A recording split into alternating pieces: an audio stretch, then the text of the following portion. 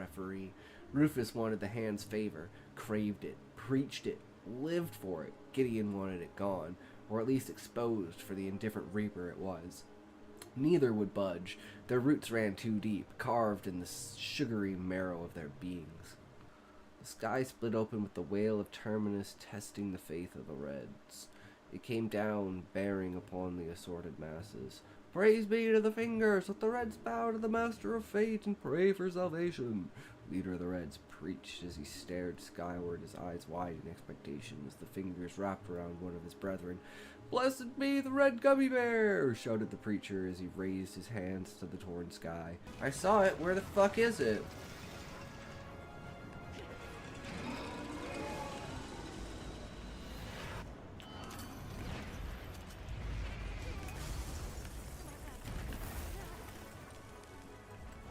You see that fucking clutch shit? Holy shit, that was insane! But remember, as always, if you can't say fuck you to your friends, who can you say fuck you to? Fuck you! Anyways, today we are going to be doing setting atmosphere, because I'm apparently fucking terrible at it.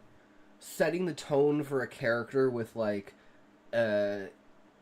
internal emotional escalation, essentially, to the point where within like 3 paragraphs I can go from a blank slate to a fully tension built scene. Damn, I'm so bad. And anything on this side is already basically vetted, and this is like people can come out of the tree and they don't have to engage on the other side of, like, adventure, like a line basically between the Adventurers Guild and the tree. So it's kind of like a border passing between the tree and Ifrit. And the spectacle of coming into Ifrit as, like, from the Viceroy, because the idea I'm thinking of, because it's first person, it's Husai's reaction to what he's seeing, right? So, if he's watching the Viceroy, for instance, then Viceroy is the main character we're focusing on. So then maybe I could do things like, as long as you know that Husai's attention is on this one character, it's one of those things where it's like, it's an appreciation. Like, I love the brown accent, just like I love the Asian accent, but I can't do an Asian accent. But I can do the brown accent. At least people have told me that I think I can do the brown accent. And if you think you can, and you do. And it is, don't hold it, brother. No. Remember, you can't say fuck you to your friends. Who can you say fuck you to? Fuck you. And Apmeken. And then yeah, boss. we can do that order. Okay. Because that's just, like, what I have marked on the ground for, like, 1, 2, 3, 4. Because that's what I used to do the order in. Ah, shit. I'm an idiot. What did you forget? The armadillo. Okay. It doesn't really matter.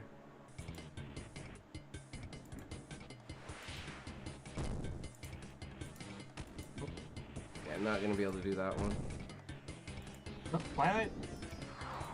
Okay, we got it. Come here. Run to where I am. Ooh. I'm dead. Okay, I can still clutch this easy.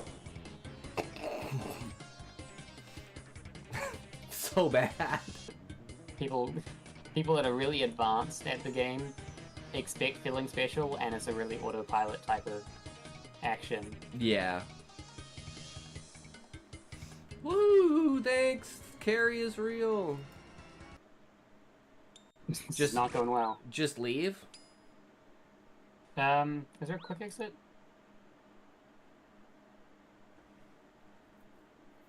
How do you just leave? I swear you just log out, and then you don't have to worry about losing your shit and having to pay the thing. I know how the tick system works, and I know how, like, phasing through stuff works, so...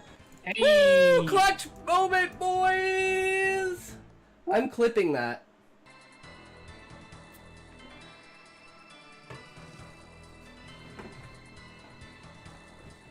Oh, I just need one more good hit. Oh, I definitely put 2 across there. Oh shit! Okay, we gotta zoom in close so that we don't get it spoiled. And as always, remember, if you can't say fuck you to your friends, who can you say fuck you to? Fuck you! Ah! Guards! Guards! Plus, how do I know you're not stream sniping me? He's gonna, at some point in time, be forced to attack me because I have an expansion. Oh shit! He built... Oh, he won. GG. Ah shit, and I already lose. He attacked. Damn, I wasn't ready. I sent my Ling out too late. When we asked you where you had gone, you'd always say you didn't remember and hide that little bag somewhere we could never find. I get up and go to my luggage. There it is, a red gift bag, innocently sitting beside my largest suitcase. I pick it up. Inside, a single devil's food cake sits with a note attached to it. I rip the note off and open it, my heart pounding and stomach rolling. Thanks for playing, Isaac. You've always made the best puppet. 16 bodies this time. Congrats on the new record. The gun, the knife, the blood. Always the blood. I caused that blood, didn't I? I'm the monster, aren't I? What is it, Isaac? Grandma touches my shoulder and I jump. Are you alright? What's that say? Nothing, Grandma. I move away from here. It's nothing. I stuff the note in my pocket and the bag in my suitcase. It's nothing at all. We stay humble to our clan. Every 5 years we purge one of our own. God has righteously allowed us to live, and he has deemed it necessary that not too many of us should be in one place for once. For the land cannot sustain more than 50 dedicated followers of the way. The eldest of us is responsible for leaving our village, never to return. Yes, Levi, but it turns out there's actually an update for AMD. So that is actually probably the reason why it was crashing. And I was like, no, there's no way there's an update. So I opened up AMD, and sure as shit, there's a fucking update. Remember, as always, if you can't say fuck you to your friends, who can you say fuck you to? Fuck you. It's just like, well, should I just bail and run the fuck away? Do something like completely random, like a Zerg? Well, yeah. Let's see what I get. 73%, not bad. What about my I type it power? in my chat. Hey, it does do that. 21%. Damn. Yeah. I'm sorry. Good thing we're not I'm sorry, today. Levi. My king. So you're gonna have to win by the other means. Good game. Yay!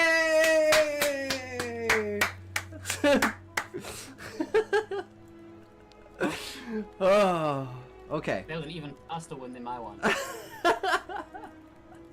You were distracted the whole entire time. That's why I was like, okay, let's take advantage of this. That were your culprit location. Nerderine rated my stream with 12 viewers. Oh my god, Welcome, Nerderine! to the stream. Welcome, welcome!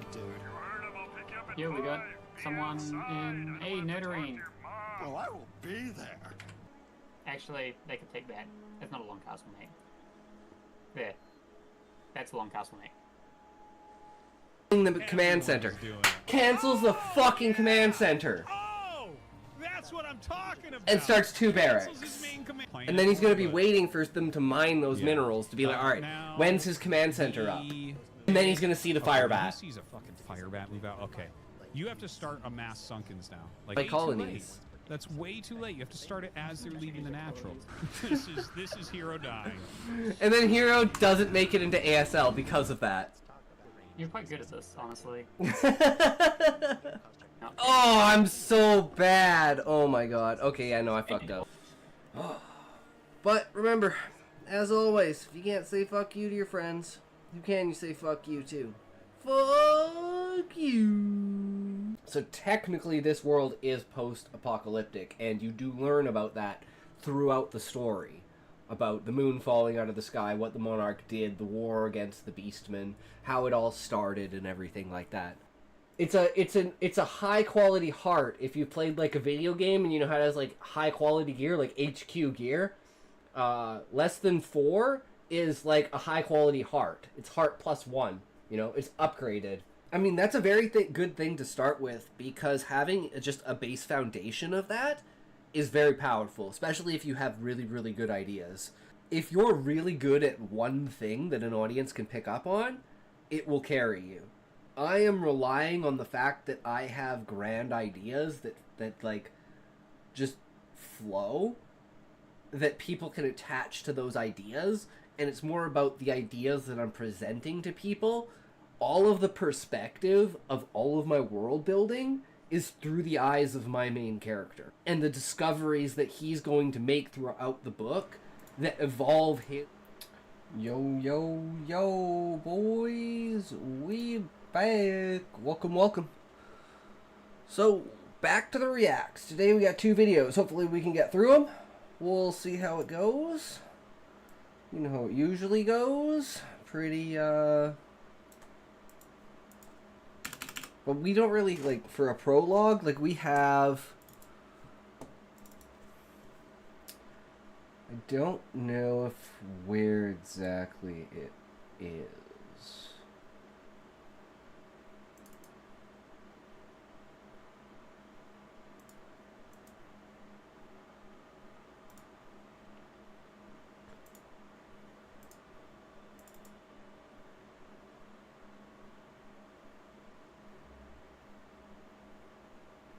Epilogue. That's supposed to actually say prologue. That's why I couldn't find it, because it's prologue. Chapter drafts.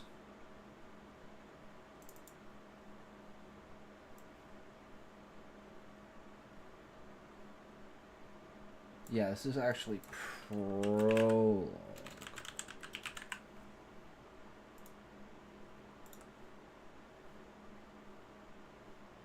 So we have that. Rename it. Prologue.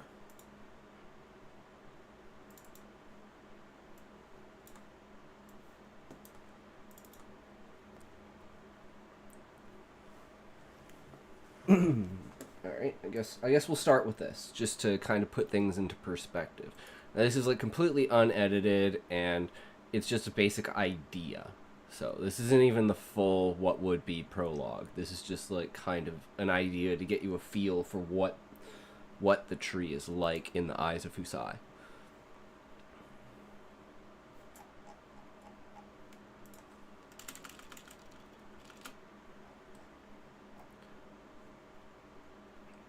Prologue. I leaned back in my chair and rubbed my eyes. The hour was getting late. A muffled growl from beneath my robes forced me to my feet. I stretched my arms into the air as I turned towards the door of my study. The fading light buzzing through the crystalline roof danced as I opened the door. The sound of shuffling papers caught my attention. I glanced down the balcony and towards the line of bookshelves in the east wing of the Guild Library. At the entrance of the room, just against the wall, as you entered, protruding from the crystalline wall was a flat surface at waist height that functioned as a desk. As the desk ran along the wall, about 10 feet, were 2 sets of steps, one winding up the wall to the balcony, the other down to the floor. The pure blue outline and transparent nature of the crystal captured light and spread it in all directions, brightening the room as a natural source of light. Walking down the steps and reaching the bottom, I looked at the stacks of paper covering most of the visible surface, rolling my eyes at my responsibilities currently. I called out, "Zaid, are you taking another break?" A few aisles away, a chair squeaked against the robust ceramic plating of the floor. Master Sadi! I was just categorizing this season's adventurers' rank-up statistics. And what of these new recruits? I pointed to the papers on the desk. I know, sir. Noticing Zaid seemed more agitated and nervous, I had to intrude. Is there something you want to say, Zaid? Speak your mind, son. Sir, it is just I volunteered for this assignment for my passion for inspecting the stories of the may soon-to-be greats, not to spend my days filing new adventurers' logs. With respect, sir. He bowed and folded his arms around his right. Folded his left arm around his right. The gesture of respect was not lost on me. I'm glad to have you around and liven the place up. However, sometimes we must do things we dislike in order to do the things we like. Take it as a trial to shift your perspective. Perhaps one of those new recruits is the hero you were looking for, following their entire journey from the start and having the chance to call them out as of note one day. It took several seconds out of but the demeanor of the young man shifted and he smiled. If at first you do not see it, turn around, it may be behind you. Zaid replied as he placed the end of his arm on his chin. Looking outside the ox and expanding my width of vision is why I enjoy this job so much. Egg salad, my good lad. Shall we be off for a meal? I'm famished. The commotion of shuffling bodies sounded as I opened the doors to the cafeteria. Even at this hour, the guild is bustling with adventurers. I pointed to the far side of the large room where a familiar face sat. The bright orange of his robes overlapping with a woven, shining silver dire spider thread encircling his robes, snaking up it to the top right shoulder where it molded into the guild insignia. A rounded silver kite shield with 2 semicircles taken from the top to create 3 points. These 3 points are the black hilts of swords, with a forward curved cross guard and their blades converging at the bottom of the shield. The left sword blade was crimson and stood for the Adventurers Guild. The center blade was pure white diamond, representing the monarch and his balance of power. The right blade was sapphire, the color of the crystalline tree, which stands for the free people of the tree, the civilians. Zaid had lost all doubt now. He paced me as we approached the table. Zaid, Husai, good to see you. I was not able to cast that spell from the scroll found in the obituary section of the magic scroll bookshelves in the restricted section of the library. I have my doubts it is a spell incantation. Since you're here now, may I ask permission to show the scroll to Sid for his opinion? Varius hissed out the name with contempt. My good friend, do not fret. Stolen valor is easily reclaimed through perseverance. The fact that you are at the point of handing the project off without orders puts me aback. Could it be you were maturing? I jested as I sat down and clapped my hand on Varius' shoulder. One day I will get a party with you and Sid, for by Gaia, I do not envy myself. Varius chuckled. I placed my drink down on the table as I took the last piece of crab leg off my plate, chewy and spicy, savoring the last of it. I stand up. At ease, I have a few things left unfinished for preparations of this kind. Take the utmost care. Public presentation. One reason I am comfortable as your deputy is for none of that to include me. Right, the people wouldn't take you seriously once they saw you. If I ever need bait, I know where to look. The three of us shifted stares at each other. Zaid couldn't hold it. He burst into laughter. Me and Varius followed suit. Good night, gentlemen. We shall meet on the morrow. I dramatically lifted my cape and bowed. And this is supposed to, like, basically show the,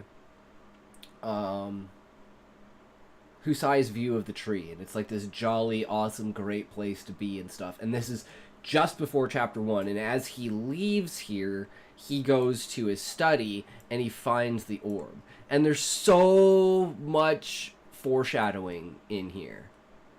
Like, fading light buzzing through the crystalline roof danced as I opened the door. Like, this is supposed to be like the diminished effect, where it's like it's not as bright as it used to be.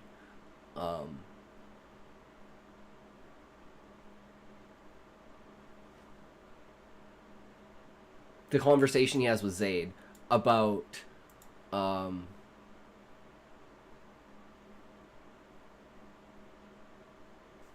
perhaps one of these new recruits is a hero you're looking for, which it is.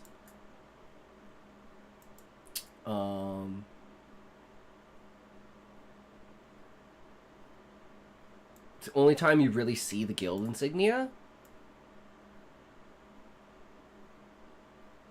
And this is also like the relationship Zaid has with them.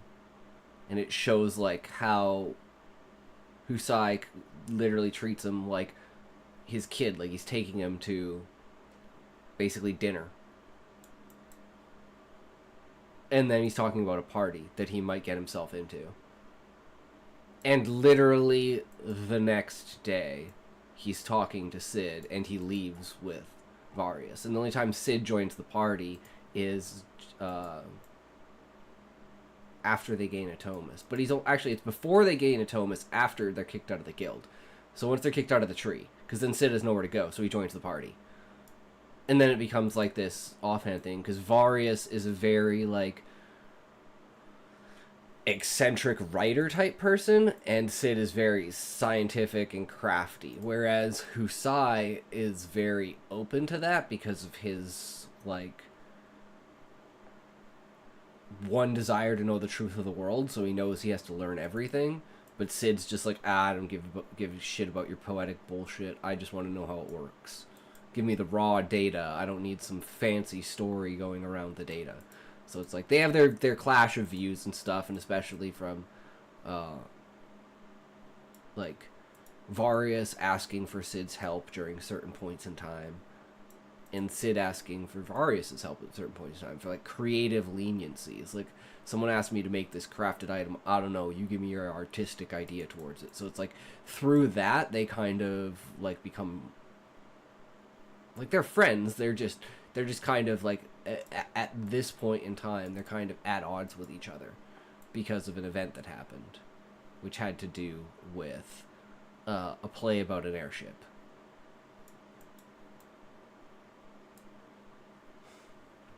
But, so now that we have a reference, let's see what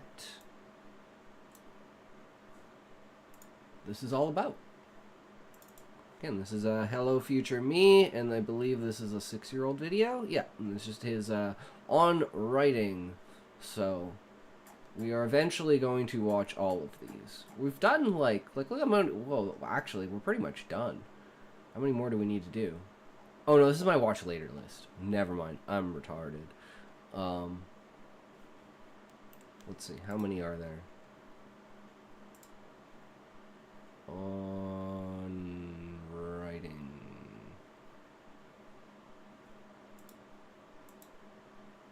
$73. Okay. I mean, yeah, we've watched a bunch. We're probably maybe a fifth of the way through them. But sometimes we do 2 videos a day, so then kind of changes that, right? But let's see where it goes. Oh, I need to turn the volume up. How you start your novel is one of the most important decisions that you will ever make as a writer, be it the proverbial hook that you use, the opening line, or the point of view you write from. But let's consider whether you should use a prologue. You know, one of those things that us literary nerds forget into firefights over on poetry night. But first, a big thank you to Squarespace, who are sponsoring this video, with whom I've built my own website, linked down below, where you can actually find the script, the notes for this video, plus the notes for a few other videos. I've been considering that, making my own website to do all of my stuff on, but I'd be so worried about losing it. The code HelloFutureMe to get 10% off your first purchase. More on them. And I'd rather not spend money on something. Your novel will vary depending on your style, your genre, and your personal creative choices. I'm not here to tell you how you should write your novel, but there are some ways of doing prologues that work better than others in terms of engaging the reader. Okay. The prologue is a segment of the story that takes place before the first Yes. chapter, and the defining feature of a prologue is usually its distance from the main narrative. Yes. This might be because of a point of view, it's told from the perspective of a different character to the main story. No, it's all about Zaid, and it's the only time you ever see Zaid. Significantly after or before the main narrative, like in Harry Potter and the Philosopher's Stone, which takes place 10 years prior, or C, geography, it takes place in a vastly different setting to the majority of the narrative, like in Altered Carbon. Today we'll be discussing hooks. The prologue of the second book, however, is huge, because the prologue of the second book is its own chapter. And that's the dreamscape, like, play that is going to happen. It's one of the reasons why I want to put plays as, like, a dominant thing in the story, plus the fact that I haven't really read a book that has, like, most of the world building comes from the plays that are seen and, like, scripted during the book. And it's like the characters, like, Varius is literally like the Shakespeare of their time. And he's written, like, hundreds of plays, thousands of songs, thousands of poems. Necessity, backstory, exposition, unique tone, mood, or theme, and length. Firstly, hooks. Having both a prologue and a first chapter usually means that you have 2 hooks at the beginning of your book.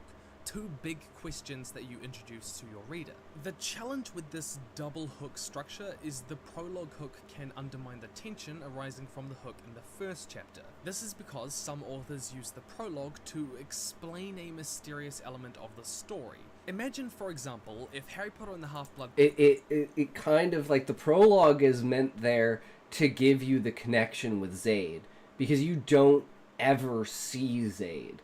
So you could get the feeling that this event in the prologue wasn't just the day before, even though it was. And the event they're talking about could be a completely different thing, but it isn't.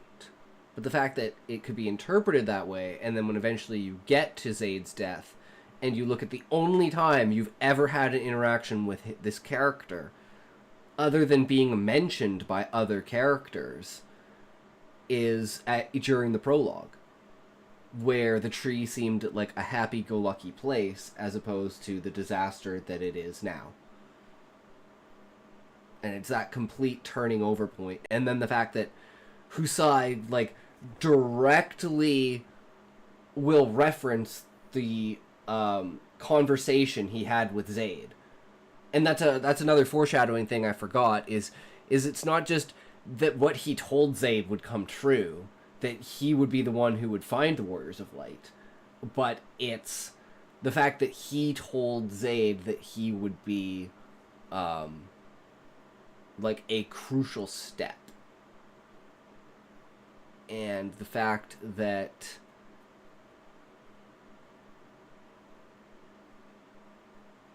Husai is now looking for that little piece of information, because he knows that there's references to Zaid always being like, man, you should look at this. I think this is cool. Like, you know. It's just Zaid doesn't know how to express himself in a way that's going to get Husai's attention without being basically crying wolf. That's what he's worried about. But I don't know if it's so much a hook. And it's also like the incantation, which is like a very subtle thing of magic, which is like the idea of magic being passed down. It's usually used by beastmen, so that is another reference to the Cupid. And that's what Varius has, is a bunch of these Cupid.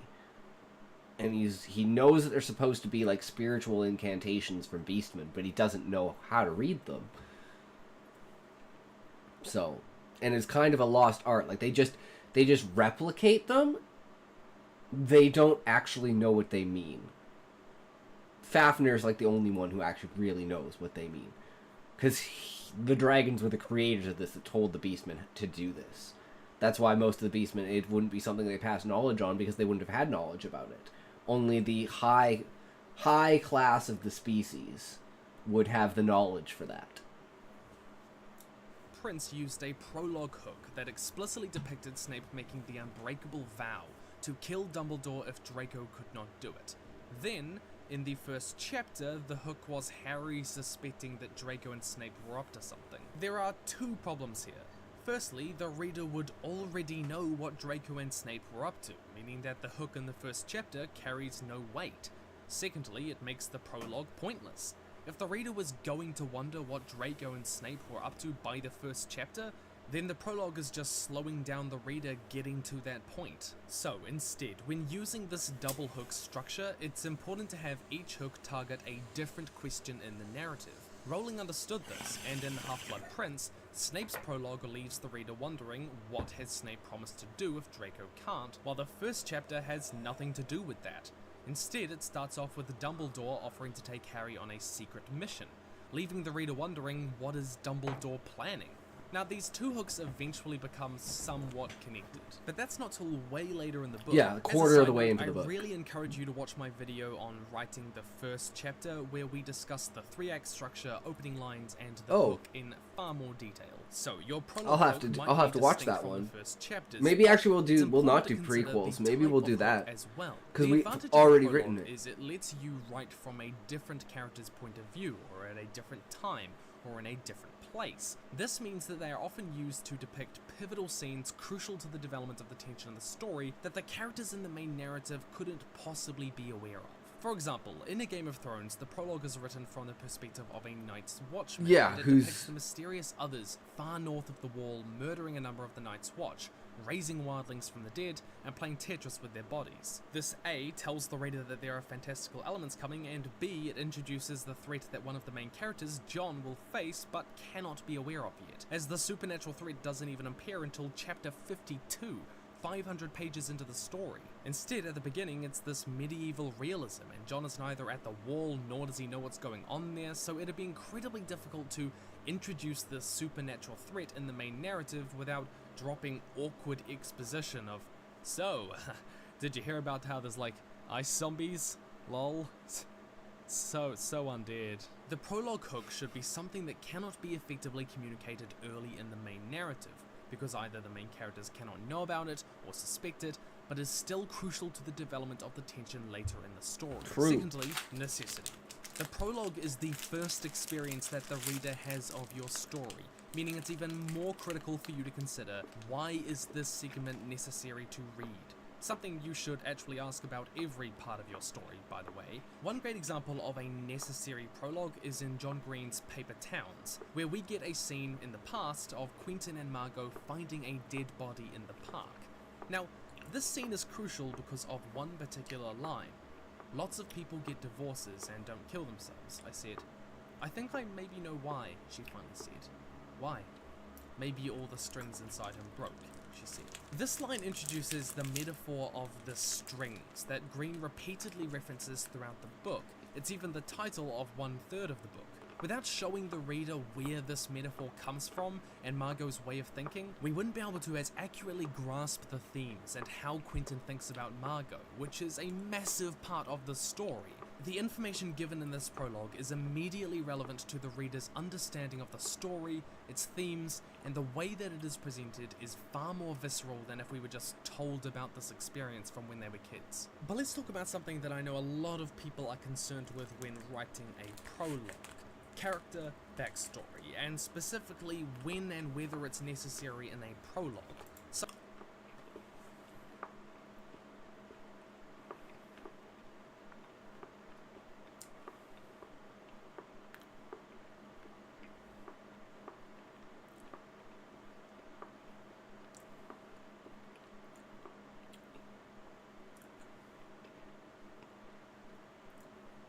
as a side note, the prologue in The Incredibles is really good when it comes to character backstory. It only introduces the elements that help us understand the mental state Bob is in at the beginning of the film. He was great, famous, and then the one thing he was great at was taken from him. It also laid the seeds for the villain, though we don't know this until far later in the story. There's no meaningless car chases or superhero fights with no relevance to developing the beginning of the actual narrative. Mine is just a contrast of Husai's opinion of what the tree is, and it's like how fast that identity changes because of information given to him. So it can be tempting to go, hey, my character has this traumatic past and that matters and it'll make them care about it, so here you go, reader. But yeah, no. Most of the time, backstory is better given as a flashback later in the story or woven in through creative exposition, meaning you should go straight to chapter 1 and just jump in. This is because a lot of the time, that event in their past doesn't help the reader understand the beginning of your novel. It's relatively disconnected. For example, let's consider which elements of character backstory Neil Gaiman gives us in his prologue to the fantastic book Stardust, one of my favorites. The prologue doesn't tell us that Tristan is the son of the long-lost Princess of Stormhold. Instead, it focuses on Tristan's father going to the magical land of Fairy. The use of character backstory here is effective because it only shows us the things that help us better understand Tristan's motivations and mindset as a character. We see where he got his curiosity for the land of Fairy from, his father. Explaining that he's the long-lost heir to the throne has a place in the overall story, but it's entirely irrelevant to understanding the first chapter, because Tristan doesn't even know it. Gaiman didn't include this because it's disconnected from the beginning of his story. Another example to think about is Altered Carbon, which shows Takeshi Kovacs in his old body and depicts how he was captured. The use of this piece of character backstory works because the first episode shows Takeshi waking up in a new body. This creates a juxtaposition between the prologue and first chapter. Seeing the same character in two bodies is jarring for both the viewer and the character, and it really helps us understand the fundamental premise of the story, that people can shift their consciousness into a new body. In both of these examples, a backstory prologue is only used insofar as it helps us understand the first chapter or the beginning of the story. What makes a prologue necessary is that it introduces an element fundamental to understanding the novel from that point forward, in a far more impactful way. When it comes to a backstory prologue, it can be important to only introduce elements immediately relevant to understanding the first chapter. Things relevant far later on in the story can be left for the main narrative, otherwise it risks the prologue feeling disconnected. Thirdly, exposition. One of the major criticisms that editors, agents, writers, publishers, readers have of prologues is that they're just exposition dumps, particularly in sci-fi or fantasy, depicting how a sword was made, or how the Dark Lord was originally defeated, or how the Grand Stargate system was set up, or how the space potatoes came to rule the Empire. Basically, it's a lore dump about your world's history and politics and laws and magic system, which you find fascinating, but no one else does. I mean, it's just a lore dump, and who would just read lore dumps and just lore books about the world in really boring academic historical language? Yeah, man. Oh man, I'd never do that. Oh baby, talk dirty to me. Appendix B, Tale of the Years. In the year 1000, Sauron, alarmed by the growing power of the Númenóreans, chooses Mordor as a land to make a stronghold. He begins building Barad-dûr. Point is, I'm the exception. Most people don't find that True. stuff inherently interesting. I really recommend watching the two-part series I have on delivering exposition effectively. But I'm not just going to tell you to not have exposition in your prologue, like so many other videos and articles seem to. Instead, we're going to talk about two ways to actually weave exposition in: mystery and emotionalism. Firstly, or 3A, mystery. In Harry Potter and the Philosopher's Stone, Chapter 1 is really more of a prologue. It's written from a different perspective to the main character, and it's set a long time in the past. It functionally communicates a bunch of exposition though, like A, that the Dark Lord has been defeated, B, that his name is Voldemort, C, that Lily and James are dead, and D, that there is a wizarding world out there of magical peoples hidden from Muggle's sight that have been fighting a war for years. But Rowling communicates all of this with an air of mystery. They're saying he tried to kill Potter's son, Harry, but he couldn't. He couldn't kill that little boy. No one knows why or how, but they're saying that when he couldn't kill Harry Potter, Voldemort's power somehow broke, and that's why he's gone. There's a lot of unknowns in this first chapter, weird things happening that communicate only parts of the full exposition. It creates this mysterious, half-finished puzzle for the reader where they are more focused on the questions they have than the exposition they're actually given, as opposed to being told things with absolute certainty. Secondly, or 3B, emotionalism. In George R. R. Martin's A Dance with Dragons, the prologue features a wounded, broken Varamir, a skin changer like Bran. Now, Martin spends most of this chapter actually just developing Varamir as a character, giving us insights into his motivations, what he hates about his life, his failures, how he remembers dying 9 times, how that felt, and how exhausted and drained he now feels. The reader is drawn into the experiences of Varamir, this weird character, this guy with a life of very strange experiences. The focus of the story is on his hopes, his fears, and his eventual acceptance of death. But, at the same time, Martin communicates a hell of a lot of vital exposition about how the powers of skin changes actually work, how it can drive them mad being stuck in an animal's body for too long, how you can lose your humanity, how you can become too weak to jump into another's mind, and how those strong enough can actually cast you out. These things become important in Bran's storyline later on as he delves into this magic.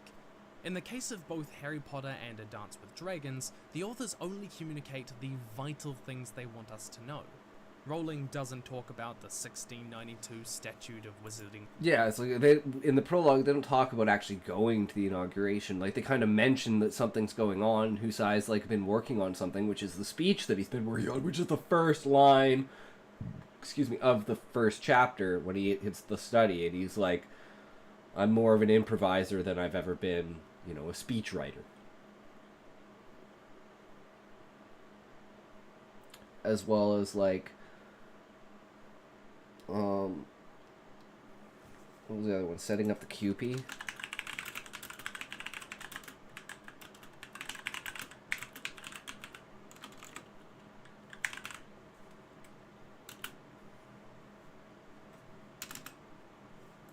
Secrecy, she talks about the one vital event that defines Harry's life. Martin uses a whole story to communicate some vital things that explain problems that Bran has to face, and elements of his magic system. Do not use prologues as a means to dump exposition about your world or its lore. Prologue exposition should be limited to a few vital pieces of information. This can be done through creating a mystery by giving only pieces of unexplained but interesting. Which is kind of interesting because you think about it, Chapter 1 is like its own prologue too, because it's like a flashback, but it's just being presented in like video format. So I have questioned that multiple times. Like, is this solid, or does it feel forced that I'm trying to explain this? Because the entire first chapter is basically exposition put in the way of a video to make it seem a little bit more interesting than just going through the characters, and then having Husai reacting to it, and the mystery of it is why Husai is acting the way that he is, because you don't understand the significance of this quest or what happened or Husai's connection to it, but you will in the third chapter, at least somewhat. So again, it's like, do we need the prologue? Who knows? But it's going to be different than that. It's going to be, more expanded and slightly changed. But that's just the basic grasp we have for the idea is setting up Husai and Varys' relationship, setting up Husai and Zaid's relationship, and the idea that, there's, like, the stupid idea, the restricted part of the library. Gotta love it. Lore, or through emotionalism by contextualizing that lore to the character's emotional experiences. Fourthly, a unique tone, mood, or theme that isn't easy to communicate in the first chapter. For example, James S. A. Corey's book Leviathan Wakes uses its prologue to distinguish his science fiction novel as a mystery, Lovecraftian horror story, something that's not all that common in mainstream science fiction. A torture chamber then. Tubes ran through the ship like veins or airways. Part of it pulsed. Flesh. An outcropping of the thing shifted towards her. Captain Darren's head. Help me, it said. That last line is the only piece of dialogue at all, creating this creepy, gloomy silence for the reader in the prologue. It's heavy on descriptive language, and it lingers on those things that the reader finds most unsettling. This revolting flesh abomination. This Lovecraftian horror feel wouldn't be as easy to communicate in the first chapter, which features a lighter tone with friendly characters without the biohazard stuff we see here. If your story has an unconventional theme, mood, or tone that will hook the reader, and it cannot be effectively established in the first chapter, then a prologue may be useful. Focus on language and description that highlights that unique feature of your story. The way that Husai looks at the tree, specifically, like the language used towards the lighting. Like I said, his character is like very much on lighting and shadows, but because of the way that light works inside of the tree, it's universal light, so there's no shadows because there's the equal amount of light basically coming from every direction. So shadows don't exist inside of the tree, which is like one of my main ideas for like how the visualization from Husai is this bright, vibrant place, and then it becomes this like sullen, tranquil, lonely,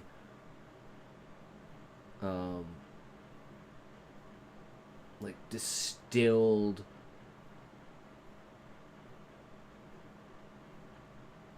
clasp and atmosphere to it of just fucking crazy people, basically.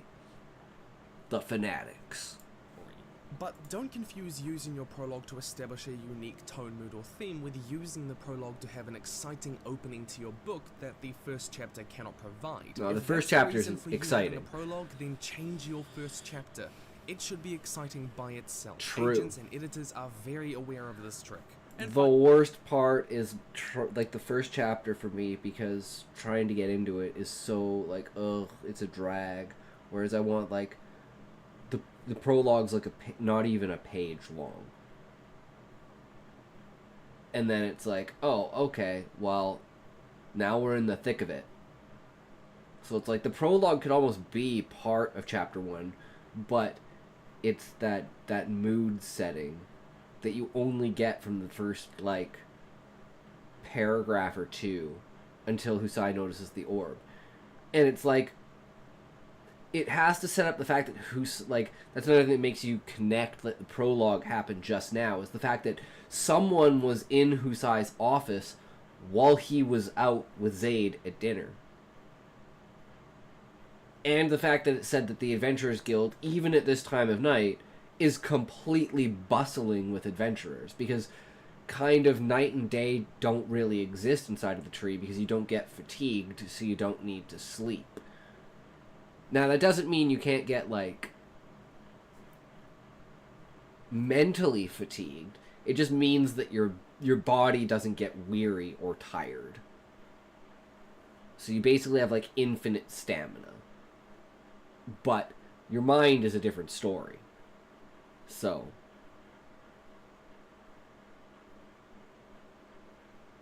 time of day and night inside the tree does not dictate movement inside of the tree. So it's always just as busy as it is during the day. So I'm thinking maybe I need to just kind of change that a little bit, but we'll see how it goes. finally, length. In terms of how long a prologue should be, most agents and editors advise for it to be short. Yeah. Much shorter than Yeah. your average chapter. Yeah. For example, in Avatar The Last Airbender, the prologue is only 1 minute and 17 seconds long, when the average chapter is about 22 minutes long. Ha! You didn't think I was going to be able to fit this one in because there's barely a prologue in Avatar The Last Airbender, but I will make it work if I have to. You can have your prologue as a page or even just a couple of paragraphs. It really doesn't have to be that long. As a fun exercise, let's consider the prologue from Eragon, which I realize many of you might love. I did too as a kid. It was Same. my favorite It was book. so I read good. it like 13 times, but let's think about it critically. It depicts Arya being cornered by the Shade, Durza, and then her sending the egg west, where Eragon finds it. Does this book have two distinct hooks? Well, not really. The question of the prologue is, what is this magical sapphire stone, which, given the cover, isn't even that much of a mystery, and the question we ask in Eragon's first chapter is, what is this magical sapphire stone? Is the prologue necessary? Well, it tells us that Durza and Arya are out there, but not much more. If anything, it somewhat demystifies the dreams that Eragon has later on in the book. So when Eragon finds out who it is, all shocked, the reader is just like, oh, who could have guessed? To be fair, it's not an exposition dump, but it doesn't really communicate much more than who Durza is really, and Durza isn't even that interesting. Well then, does it perhaps communicate a unique tone, mood, or theme? This is partly why the prologue in Eragon is criticized. It may communicate the traditional Tolkien-esque feel to the story, but this doesn't communicate anything that the reader isn't expecting. We sort of have an underlying assumption that fantasies will be like that unless we're told otherwise. All of this is a lot of information to take down, I know, so I would like to thank today's sponsor, Squarespace, who helped me build my own website where you can find this script, as well as a number of others, as research notes for you when you go to write your own prologue.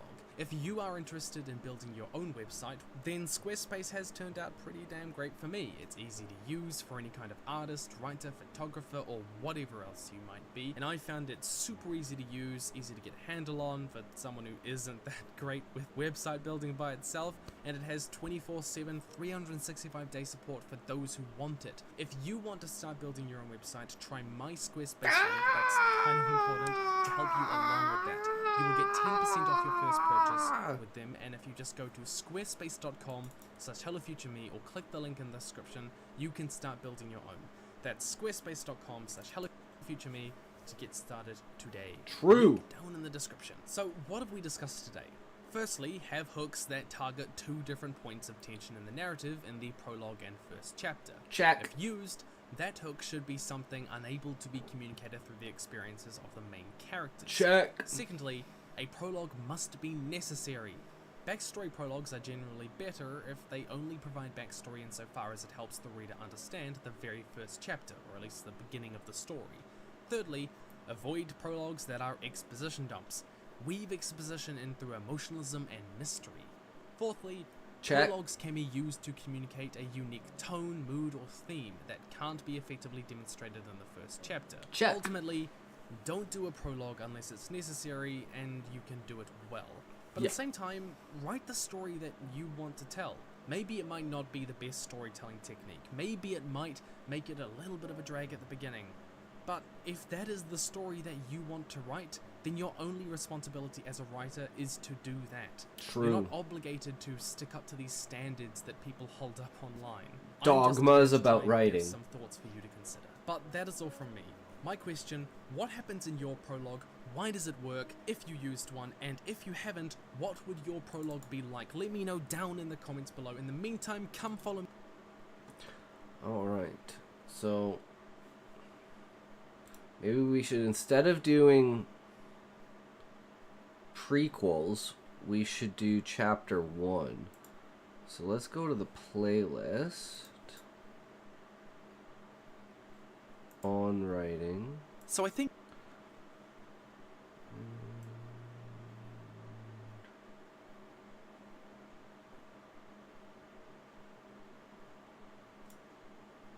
Here we go. His-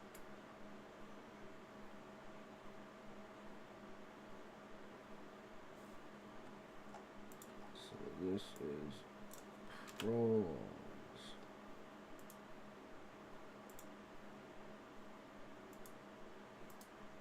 This is the first chapter.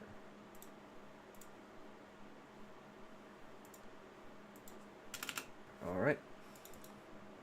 Ace of Furies, opening chapters are kind of like an exam for a writer. They're insanely difficult, but vital to your work, and they're really where people get to see if you have the skills. You get to introduce your main characters and convince your audience, like some stranger on the internet just did, that you've got something to say and that it will be interesting. But True. how do you write them? If you're smashing your head on the desk in response to that question, then that's okay. That's perfectly normal. I've spent the last while trawling through the first chapters of a bunch of books, so today's discussion will involve a close breakdown of why these opening chapters work so well. We'll be breaking this down into 4 parts: the mini 3-act structure, opening lines, tone, and the hook. And I'll mostly be excluding prologues in this discussion. They really deserve a video of their own. But first, I want to thank today's video sponsor, Audible. Of course, you guys know that I am a huge fan of storytelling, and you know where stories come from? Books! And if you want to know how to write, then, and I cannot emphasize this enough, reading is about the most important thing that you can do. And guess what? With Audible, you can listen to books. Use my link at audible.com/HelloFutureMe or text HelloFutureMe to 500 to get a free audiobook and a 30-day trial. And stick around till the end of the video to find out which book I recommend, but for now, ladies and gentlemen, onto the video. The best way to start your book will vary depending on your genre, style, and legitimate personal creative choices, but there are a number of setups that work better than others. So firstly, the mini 3-act structure. Most writers are somewhat familiar with the 3-act structure, which comes in all shapes and sizes depending on who you ask, but a very simple form of it can be useful to structure your opening chapter. The basic form being 1, the introduction of a problem, 2, the exploration of that problem, and 3, the resolution of that problem. For example, in Philip Reeve's The Mortal Engines, the problem is introduced, the protagonist Tom isn't allowed to see the city of London chase the town of Salthook, the problem is explored, Tom argues with his mentor and thinks about why he wants to see it so much, and the problem is resolved. Tom sneaks away to see the spectacle. In Rick Riordan's Percy Jackson and the Lightning Thief, there is a problem, his teacher is actually a monster trying to kill him, it is explored, he fights the monster, and it is resolved. He kills the monster by accident. The reason the mini 3-act structure works so well is because it does more than create an interesting conflict for the writer to explore in their first chapter. It allows the writer to show A, what kind of conflict the reader can expect in your story, and B, how the main character deals with conflict, making your main character seem proactive rather than passive from the beginning, which is like, so this one's kind of hard to do. So, the introduction of the problem is that no one has completed the 100-year quest. Problems explored, the party that failed to complete it, and then what's resolved is technically, I guess, one would be there's someone like, no, how to say this? Other people have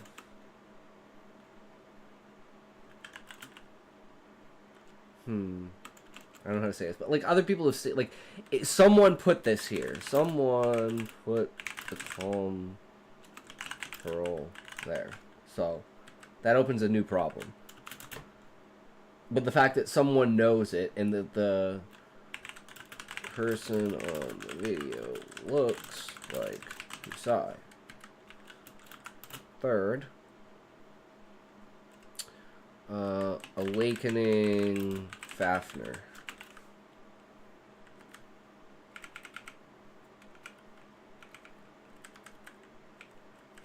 So the problem that's introduced is that no one completed the 100-year quest. The explored is the party that failed to complete it, and the resolved is why you know that they actually, people were actually completing it, but there was a dragon at the end. So, you know, even though people don't know that no one had ever made it past the emerald weapon before.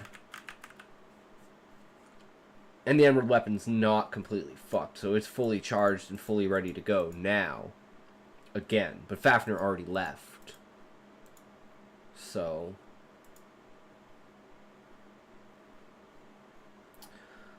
I guess we have all of it.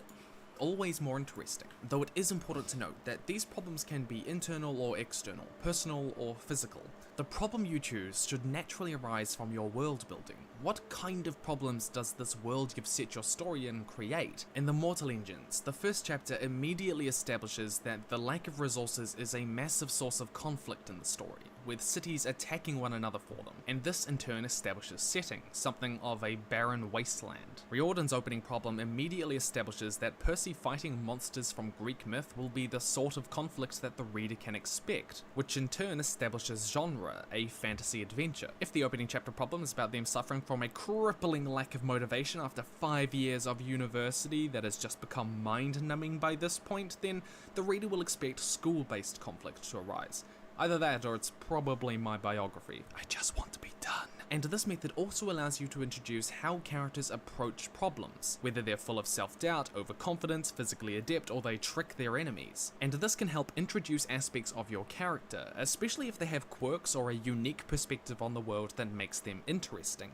In Artemis Fowl, we learn that Artemis... Well, yeah, because Husai's the only human. So you're like, well, why is he the only human? Well, Let's find out. Tricks his enemies, is relatively utilitarian and ultra-intelligent as he tricks the fairy in the opening scene. Showing the reader how your character solves problems should be a real insight into who they are. The mini 3-act structure allows the author to go through the who, the what, the when, the where, the why, And then all the responses to it are exposition inside of Husai's mind, explaining basically to the reader, because this is stuff that isn't in the first chapter that needs to go into it when I do the rewrite, but basically for every scene there's a response from Husai changing his view towards things based upon the events that are happening, and then slowly explaining out more of the events. Except for titles. Titles are another thing that, it's like that underlying thing that no one talks about. It's just like you need to get to this level and then you get a title. And titles based on your personality and your job, and like it's basically a blessing bestowed by Gaia upon someone she deems worthy. And Husai's had a secret title since he was like the earliest he could know, which is Seeker of Truth. and the how without it feeling like a laundry list of exposition at the beginning. Though it is worthy of note that many authors use the opening chapter problem as their inciting incident, the thing that really launches your main character into the story, and that's perfectly fine. But in that case, the resolution part of the opening chapter doesn't need to mean that they solve the problem. It could end in disaster. It's the only problem they solve is knowing basically why people fail at this quest. It is super fucking hard, and then you have to fight a dragon. And it's like, okay, what? And if you even make it out, someone's there ready to fucking kill you anyways. Like, what the fuck is going on? Like in The Way of Kings by Brandon Sanderson. Or it could simply be that the main character resolves to fix the problem, and so their quest begins. It's also interesting to note that as the authors in both Percy Jackson and in The Mortal Engines did, the opening chapter problem is often used as a form of foreshadowing, called a pre-scene. This is where an earlier plot event mimics a much larger version of that event that will appear later on in the story. True! And if you want to know more about how to foreshadow... It'll literally be the same dungeon, because they have to go back and complete the 100-year quest. And then that brings into question, is the 100-year quest a Thomas? I don't know the answer to that. It would make the most amount of sense, given what a Thomas is, and what the 100-year quest is, and what's protecting it, because there are three major parts.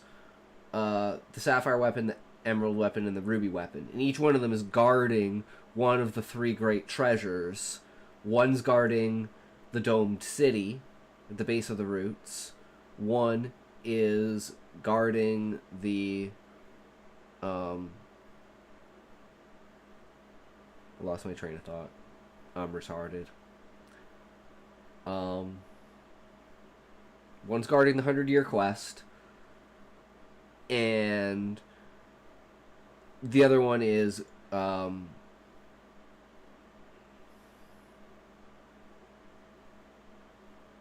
guarding the tree, which is the Sapphire Weapon. And then those combine into the Diamond Weapon, which is the weapon that pulled the moon out of the sky. Different types of foreshadowing, then go check out my video on just how to do that. Secondly, opening lines. There are very few things more difficult to write than opening chapters in a book, but one of them is definitely opening lines. These lines can emphasize setting, tone, character voice, mood, conflict, tension, drama, genre, theme, mystery, or the fact that mitochondria is the powerhouse of the cell, which I'm sure you didn't know. It could be on any element of your story, and which you choose will be dependent on the kind of story that you want to write. But let's break down some individual fantastic opening lines. George Orwell wrote one of my favorite opening lines in his dystopian novel 1984. It was a bright cold day in April, and the clocks were striking 13. With this, the reader becomes curious because none of this makes sense. April was springtime for his audience, suggesting hope and life, but it's described as cold, and the fact that clocks are striking 13 immediately tells the reader something went wrong with this place before. He uses this juxtaposition of weather and season, fact and fiction, to introduce the theme that just as the characters should, the reader should question everything in the world he has built. For another example, one of the best opening lines that I've read recently comes from The Mortal End. Opening line to Orwell's novel sets up the juxtapositions that we see used frequently throughout the rest of the story. Intimacy 1-1. Hello, welcome to the stream. How are you? How are you doing today? Are you as well a fellow writer? Do you enjoy stories and storytelling?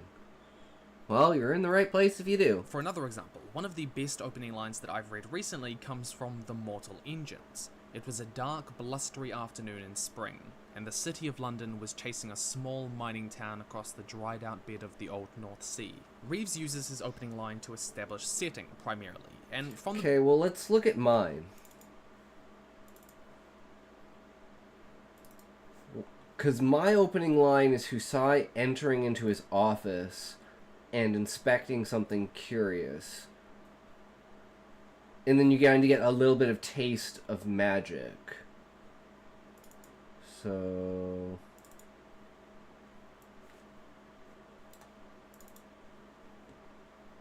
this would be the opening line. The best is yet to come, I thought to myself as I settled into my chair at the desk. The blank paper lay before me, taunting me. I've always been better at improvising than at writing speeches.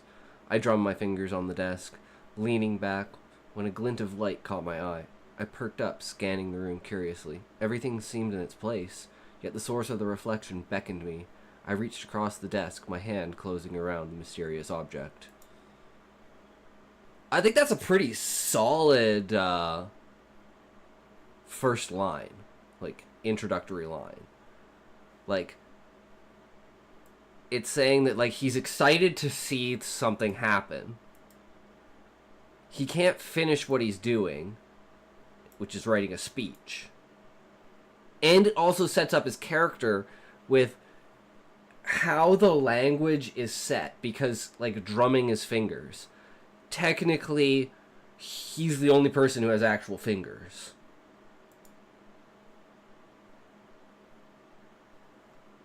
And then later on describe like his elbows and like stuff like that, and it'll be like things essentially not described of any other character in that fashion because they are not,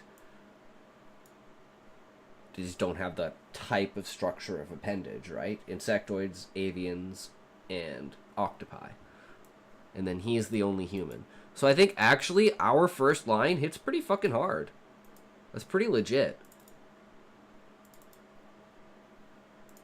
The beginning, the withered, lifeless world of his dystopian... Eggy Mayo! Welcome, bro! Because we immediately... So yeah, I know it says prologues and prequels, but after watching the prologue one, he mentioned he had a first chapter one, and I was like, oh, well, that just goes way better. Prologue and first chapter. And I just didn't care to change the title, because I don't give a fuck.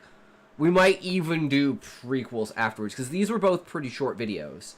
Like, it only took us like 50 minutes to get through the 19-minute video, and it's actually only been 15 minutes when we've been going through this. But have I read chapter 1 to you, Eggy Mayo? I don't remember. I don't recall if I have or not. Associates life with water. Yes, sir? Okay. I thought so. I was like, I'm pretty sure it was Cuck Chair. But that's you, so. His first appearance. Oh. And the reader becomes interested because this world has led to cities moving, even chasing one another, introducing the reader to the premise which essentially dictates the whole conflict of... And the prologue sets up, like, their location, too. The fact that, like, they're inside the crystalline tree, and it talks about the crystalline tree.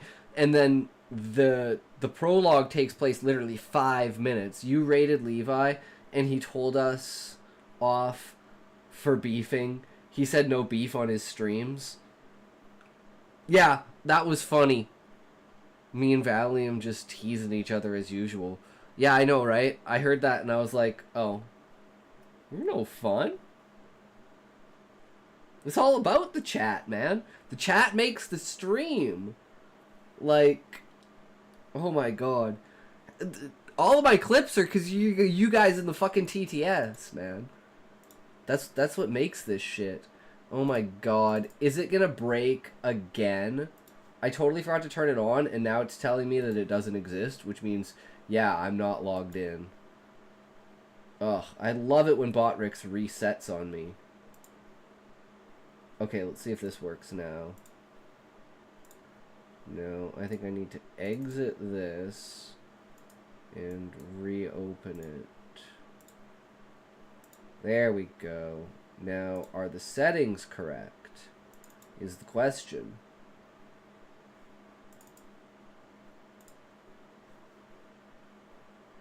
You were so right yesterday. Can't tell if Valley is a master troller, retarded, or 12. It's so true. It's like it could be any of them. They're all so great. But I do believe that, like, he does have certain accountability. Because sometimes he's like, yeah, I know.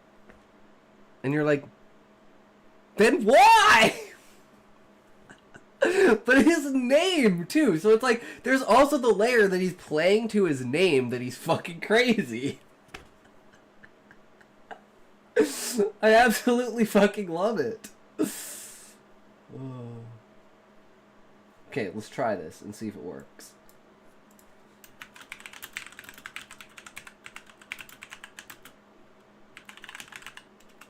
Fuke Valium boy, he's awesome. See, like, why does it sound like that? Fuke you. Like, I can prove that's not what it sounds like. This is what it fucking sounds like. Of the story. Whoops.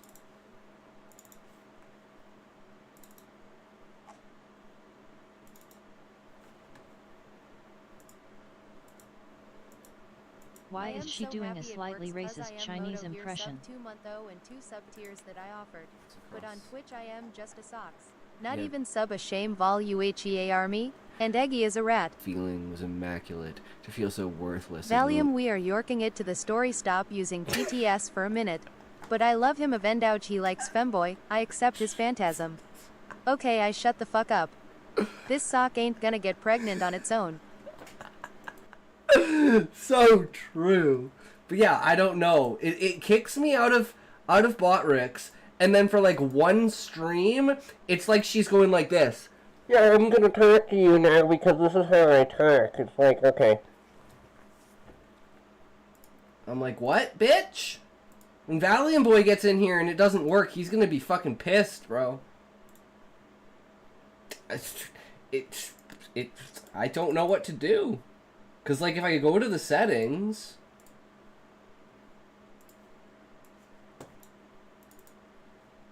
It's this Zira, which it always is.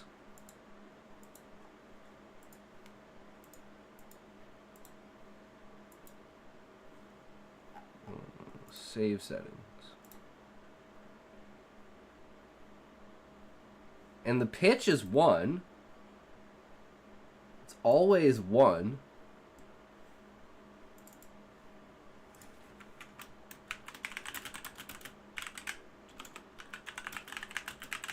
Am I fixed, sad face?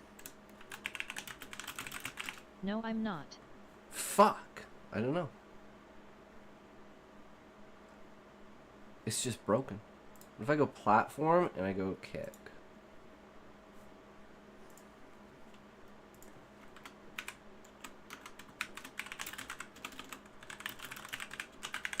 Now I'm fixed. No, I'm not. Fuck you, Botrix. And then tomorrow it'll just work perfectly fine. Botrix is a little bit fucked. I don't know what to say. It is what it is, right? To come. It's an action scene, but unlike one we have ever seen before. The most persuasive opening lines are... Oh, and the other thing is, like, the first chapter initiates, like, in the genre, and it initiates the adventure and dungeon style fantasy, as well as the connection to Final Fantasy.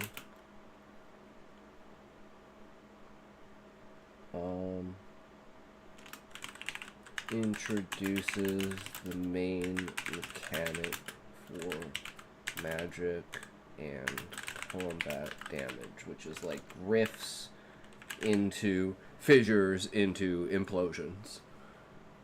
The consciousness in the soulscape, which is like it has it's kind of like the idea that virtual reality affects like normal reality, like in the Matrix. Like if your brain believes that you're injured, it'll injure itself to basically make what it believes. Power of the human mind, power of consciousness. And that's kind of how I was thinking about like how healing magic and stuff like that works, and how in depth it can get if like you're literally a surgeon, because and it's like I want to have this as a scene, like it's like normal for like I kind of want to show this in the series that I'm doing with the other character, like the story I wrote 2 days ago. I want it to be like this character has a lot of backstory exposition in like this series, and it's going to be basically the people that analyze and dissect dead adventurers' bodies and dead like specific animals. Like, they'll have bounties to bring in animals either dead or alive, and they'll like literally experiment on them and shit like that. And this is like, you know, nowadays in the current timeline in the book, this is unethical and they have things against it, but beforehand it was like, we really need the science of understanding so we can make adventuring safer for everyone. And no one really cared about dissecting like a mandragora or a bee, or, you know, they're just like animals, right? A giant ant, a dynamite. It's like they're not like dissecting beastmen yet, but yeah, they're basically what we do with animals. And that goes along with like the hospital section at the like the entrance of Ifrit. But that character's connection to that side of the guild is like really important for developing him as a, like, he's going to be, spoiler alert, stripped of his adventuring tag, and he's going to be like an exile adventurer. So it's kind of going to be like the story of a bandit. But it's like you get to see the progression of how even from the beginning he was always like, man, I'm going to get in so much trouble for the shit that I do. I know I'm going to get disbarred. And it's like, yeah, he does. But he does some pretty fucked up shit, to be fair. But the way that he gets there is the best part. Because I want to base this, like, really hard on, like, the downfall of a character. And it's like all the things that can go wrong when you're adventuring. It's like it's put on such this great facade. Just like the way of, like, he was literally handed a pamphlet. It's like the Adventurers Guild is going around, like, it literally is a campaign to recruit new adventurers, because it's like their biggest thing, and they're like, we need more adventurers to make more money, to bring in more stuff, to make us better. And it's like, it was a very capitalistic and like overarching reach into the tree. Like, the tree is supposed to be a separate piece from the adventurers, but this is like very, very early on, so most of the systems haven't been established because there haven't been problems for that long for a system to be needed to fix those problems. And that's going to kind of show the eventual progression of how the guild has evolved into what it is today, and kind of sets up like established rules and stuff like that. And that's why we were going to do the prequels, because we're going to see how to set it up before we even started the series. We just have the first story, essentially, from that.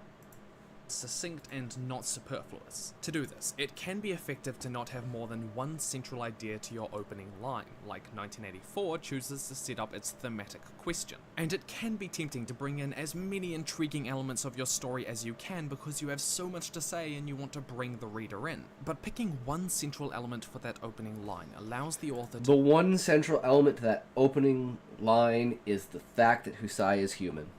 And it's like he's going like this with his fingers on the table. Something that no other species can do. To narrow the reader's focus on something that makes your story stand out.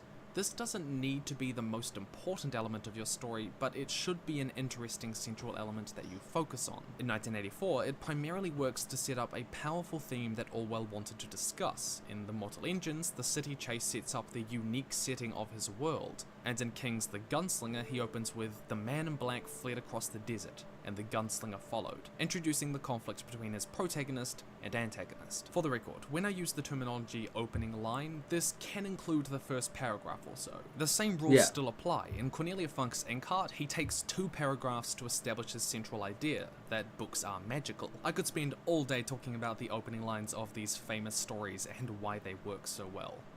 Part of the difficulty in picking an opening line famous stories and why they work so well. On the opening scene of Logan, they use the opening problem to show us the kind of conflict the story will explore, as well as how Logan's worldview has changed. The fight is not just physical but mental for Logan as he struggles to find motivation to care, even defend himself in this fight. Reflective of his struggle to find something to fight for throughout the film. Secondly, his priorities give us an insight into his mindset. Whereas before he defended the vulnerable, now he just fights to protect a car in some back alley. This is not a hero. From these two things, we know our hero is and what the story will be about. The scene fundamentally works in contrast by taking a number of iconic images we associate with Wolverine and desecrating them. His claws slickly sliding out. In this, they only half slide out, like an unoiled machine. Drinking excessively with no side effects. In this, he's groggy and worn by it. Fofo X, hello, welcome to the stream. How is it going? Part of the difficulty in... Are you a writer? Do you like stories? Well, we are writing one, as well as developing our ability as an author. Picking an opening line that has pizzazz, shock factor, intrigue, and ultimately... So again, I'll read the opening line and you tell me what you guys think about it.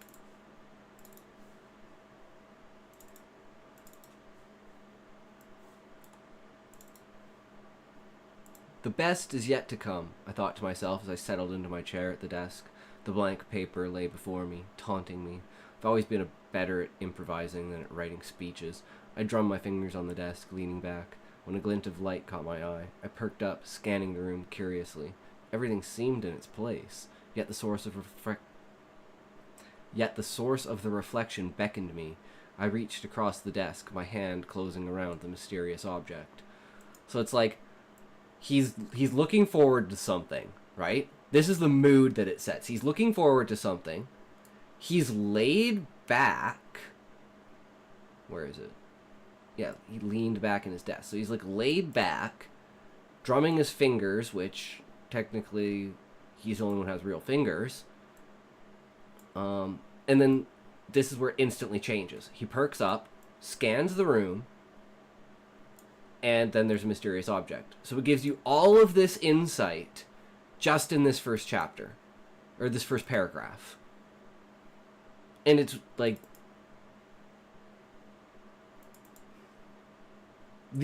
the only paragraph that's direct to Husai. Everything else is a response to the video that he's watching, and it's like his mood is slowly deteriorating from this the best is yet to come to holy fuck, the world might be ending. All in this chapter.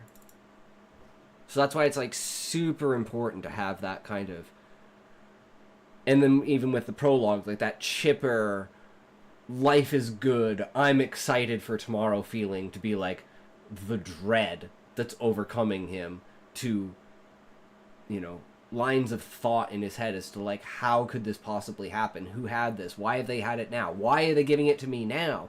Obviously, it's supposed to be meant for me because nobody can get into my office. Reflects your story in just one line makes it tempting to write bizarre openers that don't actually set up the story. My personal pet peeve example of this you can see in the opening to the Doctor Who episode Doomsday, where Rose Tyler says, "My name is Rose Tyler. This is a story of how I died." The problem with this opening line is that it sets up a central point of tension that doesn't actually happen in any meaningful way. It feels more like clickbait. Read this book now to find out how she died. #DoctorsHater. Exaggerating a story element to make it more intriguing for the opening line creates an unsatisfactory experience for the reader when the reality is revealed, either falsely building tension or creating a misleading basis for your story. Thirdly, and that's kind of like one of the things why it's like, if I'm going to be doing something that's like research wise as far as practical writing, I like to have a comparison to use in an example. So that's why it's like with the prologue, I already have a prologue. I already have the first chapter. I just started doing a prequel. So these are things that I can reference myself with and see where I've gone wrong, where I've gone right, and how I can correct that or even make it better. The tone. Ellen Brock, an editor who has spoken a lot about writing herself, noted that the best thing that you can do for your book is make sure the first chapter adequately represents the tone of the rest of the chapters, so the book as a whole seems cohesive. In John Because the first book is like death, violence, destruction, and just overall, what's the word? Like an inability to do something, like despair at not being able to complete your task. And then the second chapter is all about like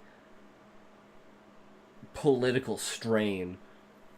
So it's like you have the adventurer side from Husai's view, and then you have the trees side from the Viceroy and the Monarch during the inauguration, in order to create a connection between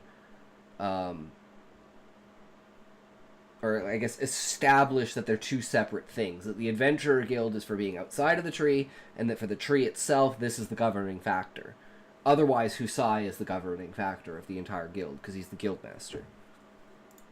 The Fault in Our Stars, the opening chapter introduces the feeling of death hanging over Hazel's head, but it's written in a relatively funny and cynical way. The reader can tell from how Green writes about these topics that it's going to be a story that deals with heavy issues, setting a somber tone that will be told with an amusing narrator, and it matches the rest of the story. Now, this doesn't mean that if you have a tragic twist later on that you can't have a happy beginning. Twists are often accompanied by drastic changes in tone. However, it does mean that it can be jarring for the reader if the opening chapter problem is what should be a traumatic experience, and then chapter 2 is upbeat and comedic. This is partly why in Harry Potter and the Philosopher's Stone, the first chapter... That's exactly why in the second chapter, it's like Husai would normally have gone into this being like, oh, okay, let's get it over with. Only now he's like, okay, I have to really start paying attention to what the fuck is going on. Like, he's obviously thinking that something is gonna go down during the inauguration. And sure as shit it does, because the Viceroy brings up one of the most taboo fucking possible topics. Beastmen and their place in society, inside of the tree. Are beastmen allowed inside of the tree? Which is technically more of a prologue, but it is called Chapter 1, skips the traumatic scene of depicting the death of Harry's parents and goes straight to the celebrations of Voldemort's fall and the whimsical Dumbledore. It's more consistent with the tone of the rest of the story. Now, this isn't a video on building tone, so we won't go too in-depth on it, but we will touch on it because it's clearly relevant to the discussion. It can be built in the first chapter in any number of ways. It can be established with the focus of your imagery. Focusing on how the wind and the rain is tearing the leaves off trees establishes a pessimistic tone, while focusing on how one beautiful flower survives the wind and rain establishes an optimistic tone. It can be established by using the stakes of the opening problem. In the opening scene of Shakespeare's King Lear, the opening problem that Cordelia faces is needing to prove how much she loves her father, the king, and almost everything in her inheritance is at stake here, establishing a far more serious tone to the story. Fundamentally though, tone is less about what happens and more about how you say it. True. It's about the feelings that you invoke in the reader with imagery, diction, characterization, and emphasis. And finally, the hook. One of the biggest misunderstandings that people seem to have is that they conflate the inciting incident with the hook. The inciting incident is the thing that launches your character into their quest, whatever it is, while the hook, on the other hand, is the very first moment in your story that intrigues the reader and makes them want to know more. A great example of this is in The Last Airbender, and ha! You thought I wasn't gonna mention my favorite show ever, that I could go one episode without referencing this fantastic series. You would be wrong. In the opening episode of The Last Airbender, the inciting incident is Sokka and Katara chanting across the frozen avatar, Aang. A few people have suggested that the hook is Katara using waterbending, because it makes people want to know more about this world, but it's actually far earlier than that. It's this moment. Only he could stop the ruthless firebenders. But when the world needed him most, he vanished. Immediately, the viewer is left asking, why did the avatar vanish? Where did they go? In most cases, the hook does one of two things. Either it causes the reader to ask a question that they wish to know more about, or it sets up a controversial statement that they may or may not agree with. The most famous example of this is Pride and Prejudice. It is a truth universally acknowledged that a young man in possession of a large fortune must be in want of a wife. Of course, my response to this is, why have a wife when you can have cats? It should be noted here that not every first chapter needs an inciting incident. They often happen in the first chapter, but they also often happen in the second or third chapters too. All first chapters do, however. The search begins in chapter 1. The adventure starts in chapter 2. And actually, well, technically it starts at the end of chapter 3, because chapter 3 is Husai going to, like, reconcile himself and go basically talk to his ancestors, or what he thinks are his ancestors, for guidance and knowledge on what he should do next. But he actually doesn't know that he's directly communing with Gaia, and that's the reason why he's human, the only person who can do it. And big exposition drop somewhere down the line there. Need a hook. I want to be clear. There are an infinite number of... And the hook would be, like, I'd think, what are dungeons? What are dragons? Or, actually, I guess, Because,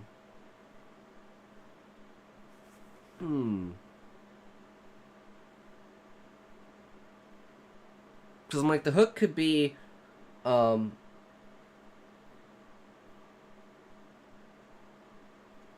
Fafnir waking the dragon at the very end. It could be the monarch disguised as Husai killing Torg. It could be Husai's overall response to the video that he's watching. Like, why is this character getting so emotionally fucked up from watching this shit? And it's because it could have been him. And he chose to become the leader of the Adventurers Guild, not go on the 100-year quest. And it was the defining moment of his life. And then he never heard from any of his friends ever again. And this is the first time in, like, 50 years that he's seen their faces. So it's like, the hook is like, why is Husai so invested in these characters? But I'm not quite sure. Maybe they're all hooks. But I think the most important one is definitely, like, why is Husai so connected to these characters? We could discuss on the first chapter, as the first chapter can be done in an infinite number of ways. But most writers know that they have to introduce characters, set the tone, setting, and so on. But that advice isn't all that helpful unless you learn how to do those things. This was a close look at some essential, often overlooked elements of the first chapter that might give you a structure to sort of do those other things that you already know you need. Hey Ox, how's it going? It's going good, Muffin! Sorry I haven't been in your stream. If you've been streaming, I have been, like, literally taking a nap before the stream because I am just so fucking tired. But tomorrow, aloha talk! How are you flowing and glowing? I am doing well, Essentia. I'm tired as fuck, but it's all good. We got this. I was, again. Good, Muffin. Keep it up, bro. Next stream, you should do some chess again, man. Or are you breaking records with the new weekly rotation? How is your stream, or were you streaming, Essentia? We're discussing prologues, so let me ask you this, since you're here, Muffin and Essentia. This is my opening line for the book, for the first chapter. The best is yet to come, I thought to myself as I settled into my chair at the desk. The blank paper lay before me, taunting me. I've always been better at improvising than writing speeches. I drummed my fingers on the desk, leaning back. When a glint of light caught my eye, I perked up, scanning the room curiously. Everything seemed in its place, yet the source of the reflection beckoned me. I reached across the desk, my hand closing around the mysterious object. It's like, it gives you Husai is looking forward to something. This is foreshadowing the blank paper before him. It's like his story is about to begin. It's something that, like, is going to happen. He's supposed to write a speech for something, which will happen in the second chapter. And he gets completely distracted by this and never winds up actually writing the speech. The entire speech is completely improvised during the second chapter. That goes hard, as the kids say. Yeah. And then it's like something mysterious. So it's like giving you all... Oh, and the fact that he drummed his fingers on the desk. You won't notice this at first, but when you realize about other species, and the fact that they don't have... Like, avians have, like, literally talons on the end of their claws. So they have, like, their double hand system. So they literally, like, roll their talons. They can, like, spread their fingers wider. So they, like, roll their talons in, and they use, like kind of like this. Is more like how they use. And then, like, their fingers would be like this, but, like, curled in probably, like, you know, more like that. And it's like they just curl over themselves. And that's how their hands work. And then insectoids are just like...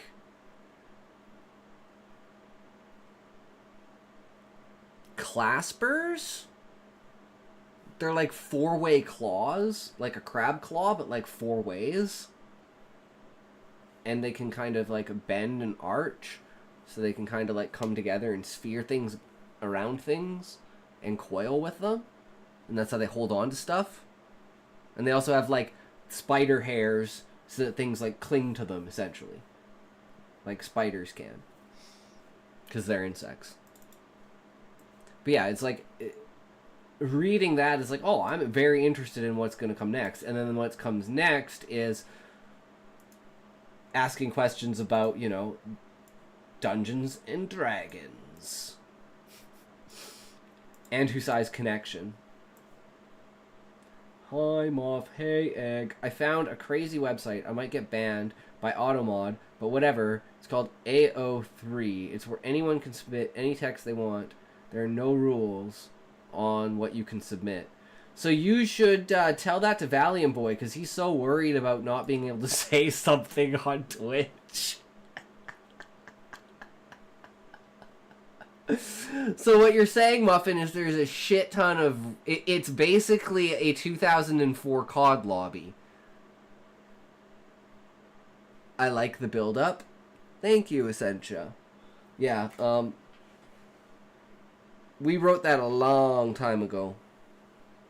That was like 4 months ago we wrote that. I think I wrote that in September. Valiant Boy can say what he wants in my streams. I know, he can say what he wants in my streams, but it was funny. We were just having a conversation where we can't decide if he's a massive troll or not, but he was going on about things that he can't say on Twitch, but he can say on Kick. And I'm like, okay, what's an example of that? And he didn't have an example. He was just saying, oh yeah, there's just things you can say on Kick you can't say on Twitch. And I'm like, I don't know where you're going with this, but yeah, you can say anything you want on my stream. Because I'm all about different perspectives and views. Like that guy, I don't know if you were here, Essentia, but a guy came into the stream, and he's like, death to Israel, you know, free Palestine, all this kind of stuff. And then I was like, okay, well, why do you believe that? And then I confronted him on, like, because he's like, oh, you know, like, fuck Islam. Wait, no, I think he was... Yeah, okay, yeah. I don't remember exactly which side he was on. I think he was saying death to Gaza. and down with Palestine. Maybe that's what he said, yeah. Because he was against Islam. And then I was like, well, what about, you know, extremist in any faith? Extremism is just bad. It doesn't matter what side of the fence. Yeah, who hurt you? The classic, who hurt you? I wasn't, but I don't want to know. Well, he eventually followed and changed his perspective. That was kind of the whole point, Muffin, was like, for him to kind of look back and be like, well, you think about fanaticism. Bro, you can't even say this shit on Twitch. This is oppressed, bro. You don't even know. Yeah, Twitch's ass. That's literally what Valiant Boy was saying, man. It's like, what the fuck, dude? Maybe certain streamers, like, we were just, like, saying, like,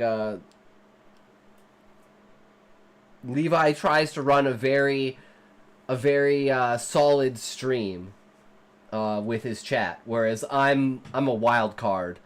You can yell Nazi in here all you want, and I'll say, okay, who doesn't see your opinion? Like, what's your opinion, and why aren't they seeing your opinion? And now they disagree with you.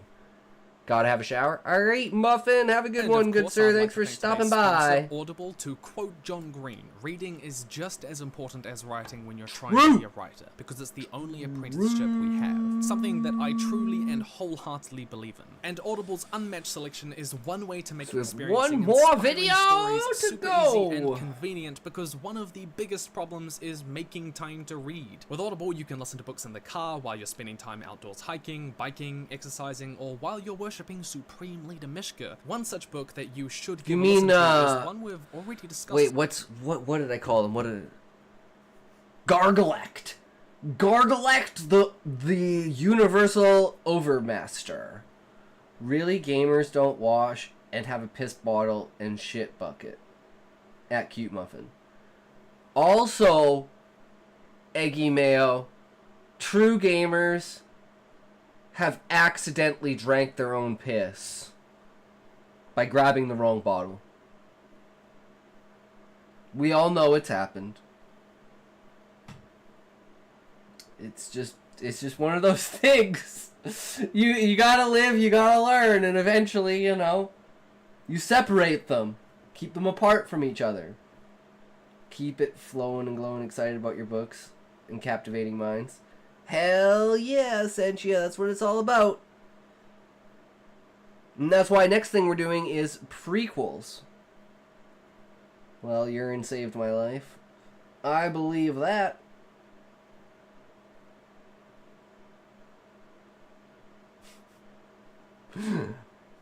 I'm just thinking that in my mind as well, urine. It's like it's like the Essential, why you not on Twitch? Fuck you, TTS. Why are you speaking with a ruffled voice, TTS? Sounds like someone's holding her captive. Or like she's speaking at like 90% speed? Maybe? I don't know. Uh-oh, Eggy. Uh-oh.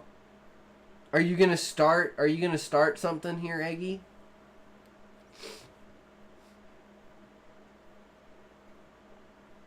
Help, I am TDS woman. Idux has me in the cellar and I only have his pee bottles to drink. Hello me please.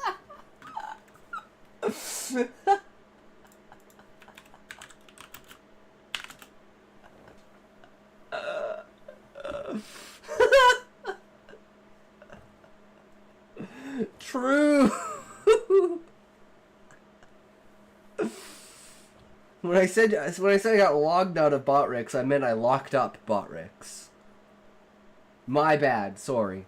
Words sometimes. It's a lot today. The Mortal Engines by Philip Reeves. It's actually pretty short, and there's a movie coming out soon, so you should do see what me I'm typing? doing and How listen did to you the know book I was before see it brewing on the big something screen. up? Really recommend it. Go to audible.com/HelloFutureMe or text HelloFutureMe to 500 I'm 500 stalking Mortal you, Engines for Eggy. free, plus a 30-day free trial. Then drop me a comment to let me know what you think of it. Also really helps the channel, guys, so thank you to those of you who do. So what have we discussed today about writing the first chapter? Firstly, using the mini 3-act structure gives you the opportunity to introduce your setting and character. And dive into the Philosopher's Stone alchemy. destined urine, what turns into condensed glowing phosphorus, what might be able to turn lesser metals into gold. It is stalking if I want it. Is it stalking if I want it? I mean, distilled.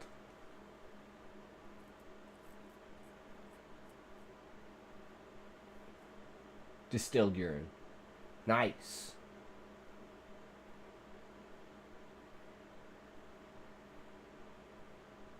Well, gamers have an abundance. Now let's process it. Start a phosphorus piss farm. That's what I said. I was gonna say about the well urine. Isn't that just a toilet? A well of urine? It's like the communal well, but everyone pisses in it?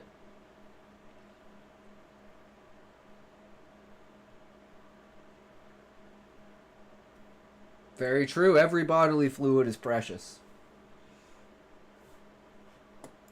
Characters in interesting ways, as you show what kind of problems arise in your world and how your character approaches them. Secondly, effective opening lines tend to be succinct and not superfluous. Yes, to do this, yes, introduce Aggie, only that's one why. central element to your story that makes it interesting. The conflict, the setting, the theme, or otherwise. However, don't exaggerate these ideas for effect only to reveal them as unordinary later. Thirdly, first chapters tend to work when their tone is consistent with the rest of the story. This can be done with stakes, imagery, diction, emphasis, and many other tools. Fourthly, the hook and the inciting incident are two different story elements, but a first chapter must have a hook. This usually takes the form of a question that makes the reader want to know more, or a statement of eternal principle. And if you enjoyed this, then we have a Patreon-only Discord for those of you who want to support me in the community. We have a writing tab, which allows us to talk about our stories and how to build them. Otherwise, I would love for you to come follow me over on Twitter or Facebook, email me stuff that you've made, the address and links in the description below. Keep worshipping Supreme Leader Mishka, and good luck with all of your writing endeavors. Stay nerdy, Sub-Furies. It's daddy. How fat is that peen? I don't know. Essentially, throw up some of your farting penis emotes. Let's go to the shower. Actually, disinfect wounds and help the skin heal.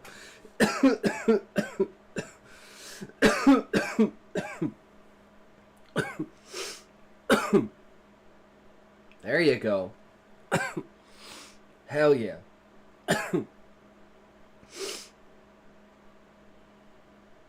True.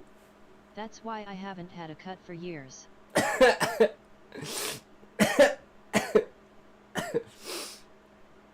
True. True, Eggie. Oops. Alright, so, prequels. How are we have, like, basically no reference for this, but let's go to, notes on prequels.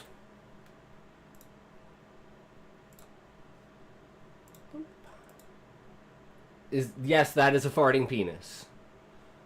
Actually is good to bleed once in a while. Once in a while.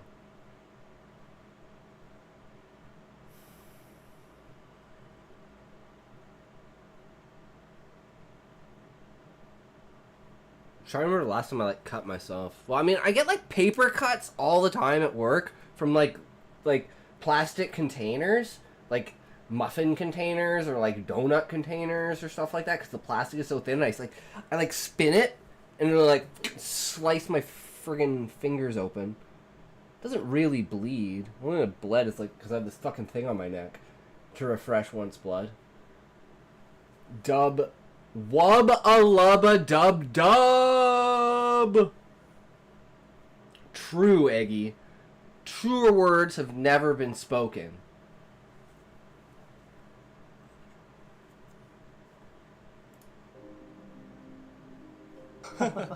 So then we went into aggressive negotiations. Aggressive negotiations? What's that? Negotiations with a lightsaber. Oh.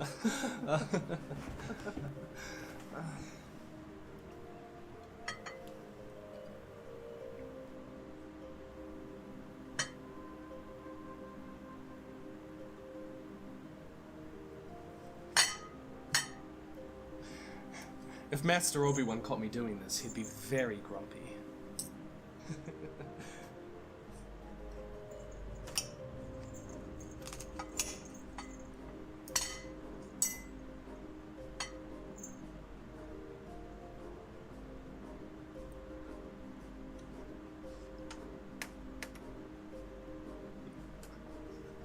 A young and poor creator with a vision works away for years. Enjoy your talent to Streamer Talk, and aloha to the Twitch.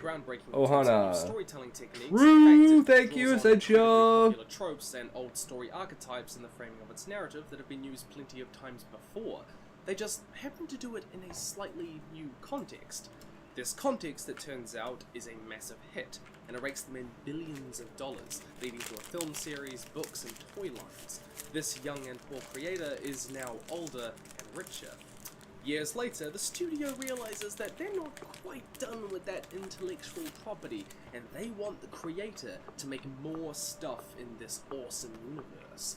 They want them to make a prequel. Uh-oh. This is the story of both J.K. Rowling, author of the 500 million copies sold Harry Potter series, and author of the new Fantastic Beasts Crimes of Grindelwald prequel film, and of George Lucas, creator of the original Star Wars trilogy, and overlord of the prequel series, which is widely panned by some people. The thing is that prequels have a frequent problem of being bad. But why? Now, this doesn't mean that all prequels are bad. For example, Prometheus, it was good, I think. It has a 73% rating on Rotten Tomatoes, but Alien Covenant has 66%, so... It also doesn't mean that any prequel that you could write will be bad by nature of it being a prequel. But there is something about prequels that makes them hard to do well. Les noms magiques. The what? Did he just say? Les noms magiques.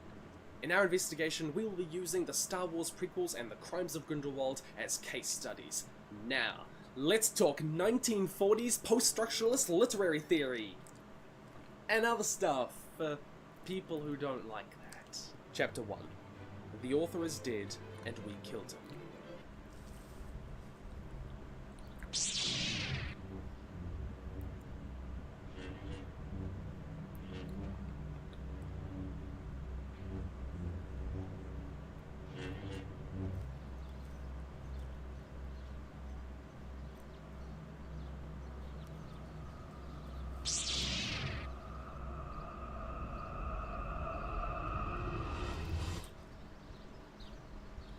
It's over, non-magique.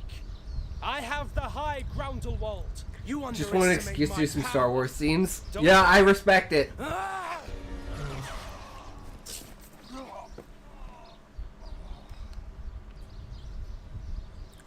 True.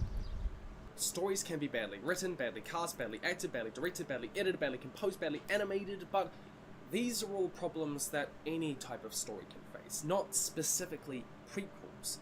Prequels need to have a relationship with the original work to be prequels, but they often have a particular type of relationship that causes problems. The prequel shows the other side of the Adventurers Guild, because the main character of this prequel is an adventurer who gets blacklisted, essentially, and falls... Like, it's not even, like, through his own, like, fault. It's, like, the situations that he's gotten in, and because of other people who've put him in these situations, you know, basically taking advantage of him. So, obviously, he's eventually going to turn into a bad guy, essentially. And if we place the times right, he could be a character that shows up in the second book. Maybe he was a character that taught the Warriors of Light something. Who the fuck knows? Something we can figure out later. But that's definitely a interesting idea. That's why I want to be able to structure it correctly before I write it, because it's going to have a lot of... Basically, the whole point of it would be exposition. Because you'd only be reading it if you were interested in the world, right? That they take an event that is referenced in the original work that the audience is given very few facts about, and they extrapolate a story out of it, turning a mysterious event into a non-mysterious one. In Star Wars, we know that the Jedi fell, but we don't know how. In Harry Potter, we hear about Dumbledore and Grindelwald's relationship, but we don't know what happened or how Grindelwald rose to power. But why does this relationship with the original work cause problems? Well, maybe this could explain... No, because I guess the 100-Year Quest is already something that gets explained. So yeah, this would just yeah, I guess this is just how adventurers can fall from grace, even if they're not quote unquote bad guys. Because the main character, he's not like a piece of shit asshole. He's just had to make tough decisions that have put him in a position that basically made him an outcast. And now he's just doing what he needs to do in order to survive. But he's not necessarily like a psychopath that wants to go around killing people, like some people do. So, it shows the dark side of the Adventurers Guild in a new light. And this could also explain, like, explain connection between Lost Monarchy Bloodline and Adventurer Pirates. So there is a lot that the prequel can really do. Because it's not really something, but it's something I really want to do. But it's like, if I do it in the book, it feels forced. Well, I think I'll let my English friend Caspar Buckworthington tell you a little bit more about that.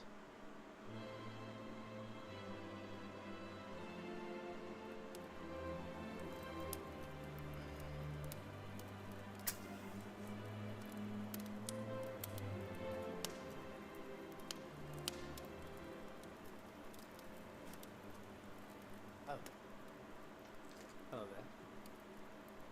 My name is Caspar, but you can call me whatever you want. I see my friend sent you my way for some literary wisdom. Care to join me by the fire? It's lovely and warm. It's rather beautiful. Red? I do love it.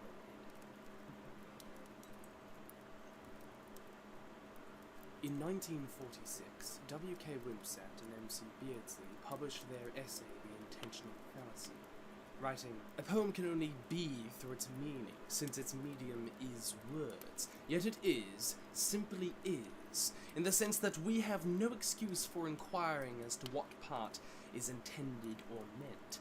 Critical inquiries are not settled by consulting the oracle." This essay is an early writing in what would become known as Death of the Author, a literary theory brought together by Roland Barthes in the 1960s. What this means, as an erudite English philosopher such as myself would know, is not that we literally kill the author, such barbarism, no, but that what matters is the text itself, the experience of it, and what the reader gets out of it. It's what's being said, the idea that's coming across, not the who said it and how they said it. It's looking past the person to the idea. Like the fact of, who the fuck cares what actually happened with Michael Jackson? He is some of the greatest music of all time.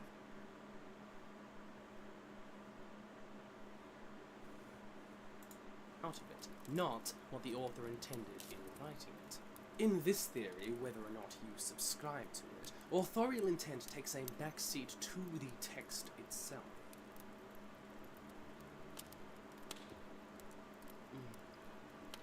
You have to save the text. That's another reason why it's like with what I really, really want to do is have so many layers that no matter what kind of perspective you have, you get something out of it. Like the moral stories and like the stuff like that. Like they question the reason why we believe what we believe. And to step back and stop looking at it from a this is how the world is, and have that literal apple drop on the head moment for like Newton being like, now what could have possibly caused that to happen? Why didn't it happen 10 seconds earlier? Why didn't it happen 10 seconds later? What exactly made that happen? And next thing you know, we have a theory of gravity. It just takes that tiny spark of somebody to look at something in a completely different perspective. And you can look at it in any way and take anything out of it from those stories, whether that be whatever spectrum or direction your moral compass points. You should be able to get something out of the story. And that's kind of what I want to put with it. So it's like, no matter what I'm intending to put down, right? My intent does not matter. That the merits of the text are to be found in the experience of the reader, rather than in the intention of the author. True. Consulting the oracle, as they so whimsically put it. If the author did not put it in the text, then it is not part of the text, or it was not effectively communicated. True. And if the best thing, I think, is if you find not, like, there's 3 ways to look at it. They don't find your meaning, and they find no meaning in your words. They find their meaning in your words. Actually, I guess there's 4. Third, they don't find any meaning in their intent, they find meaning in yours. So they find the same intent that you're trying to put down on the paper, but they don't get their own intent out of it. And then there's 4, which is they get their own intent out of it, but they also get your intent out of it. And I think that is the pinnacle of writing, is when your writing is so deep you don't even know how things can connect. It's like Hellish Mist. I never thought that capitalizing the S in my name would ever make people think that it's Italk and not Italks. Because the capital is meant to be a split between this is the forwards, this is the backwards. It's Scotty, right? So it's kind of like looking at the center and then looking to the left and the right, as opposed to looking at the word from the beginning to the end.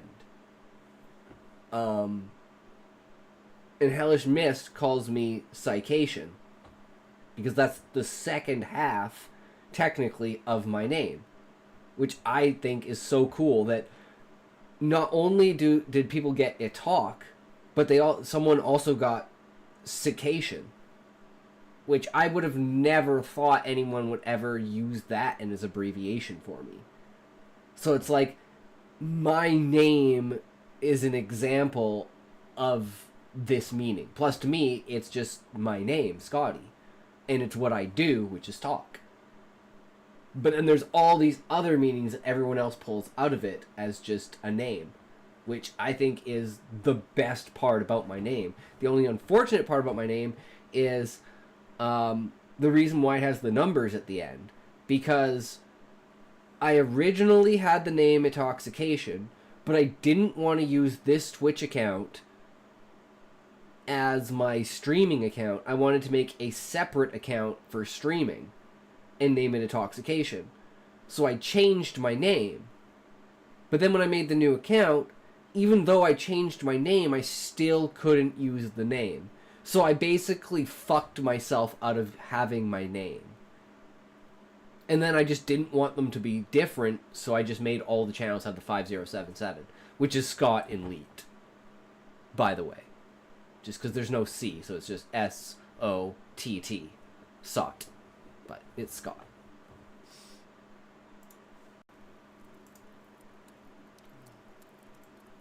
Oh, you're still here. You're wondering how this connects to prequels. Do I have to spell it out for you? No, you don't. Big. Love it! There is one particular scene in the original 1973 Star Wars film that has created one of the series' longest standing controversies. Oscar. Yes, I bet you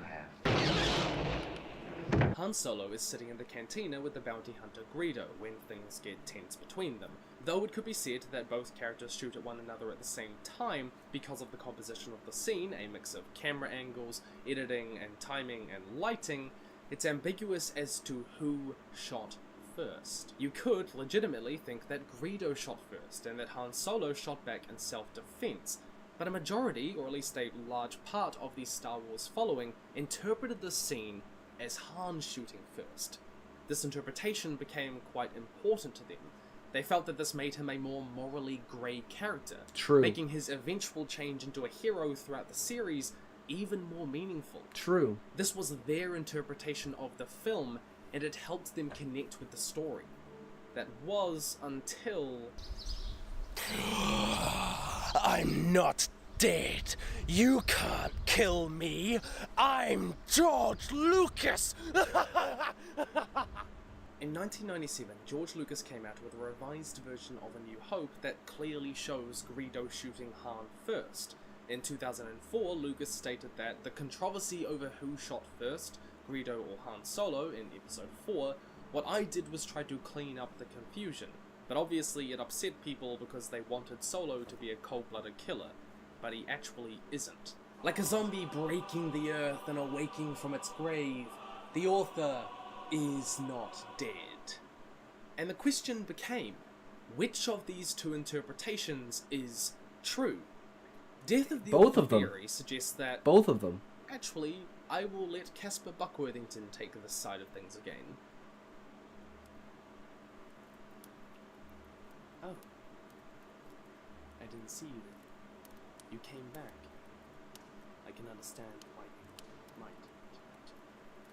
You wanted some more literary theory. Well, those who subscribe to Whimsits and Beardsley's Death of the Author theory would say that both the interpretation of Han as a morally grey hero shooting first and Lucas's interpretation of him as a good man acting in self-defense are equally legitimate.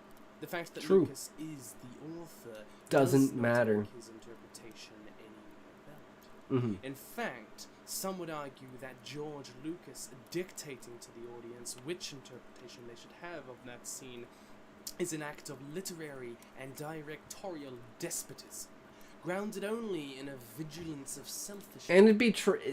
I wouldn't agree with him, except for the fact that George Lucas, like in that quote, said that he specifically rewrote the scene in order to make, like, people understand it better.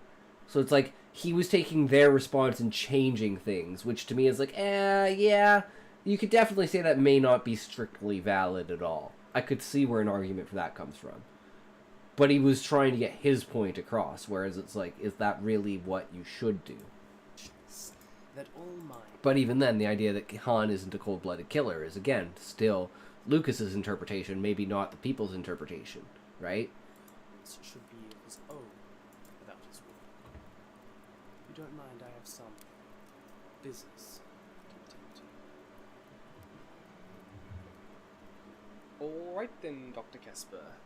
Here we have a creator taking an ambiguous moment from the original work and specifying exactly what happened as pertains to their interpretation of the story.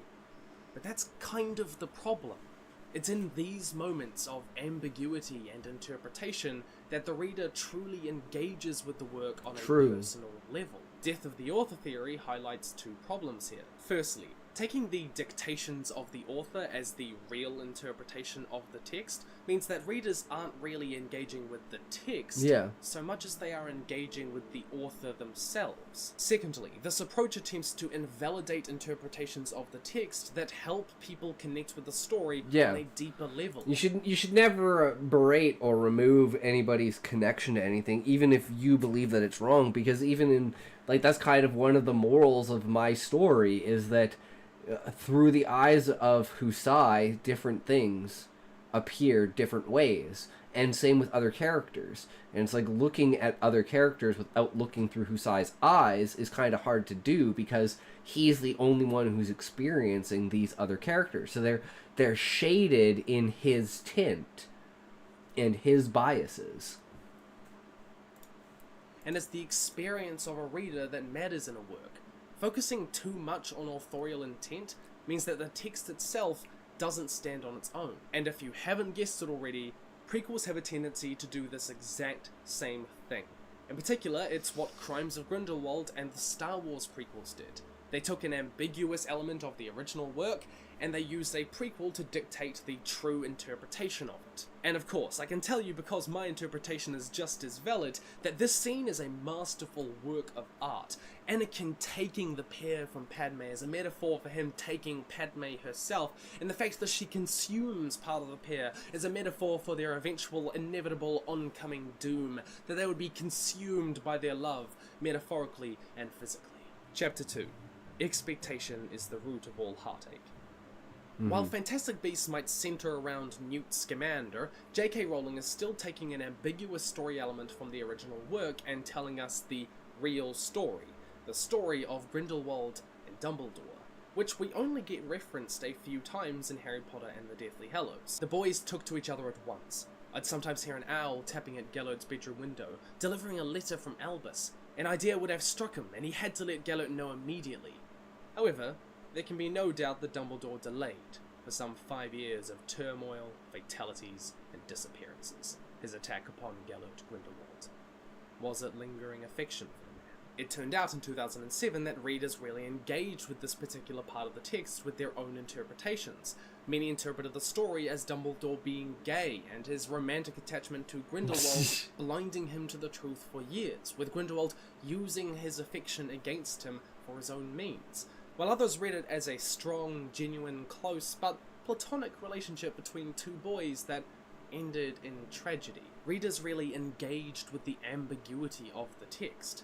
With these personal and communal interpretations developing in the community, everyone has different expectations, not just about how the story might be told, like with a sequel, but how the story should be told. Because this is the text to them.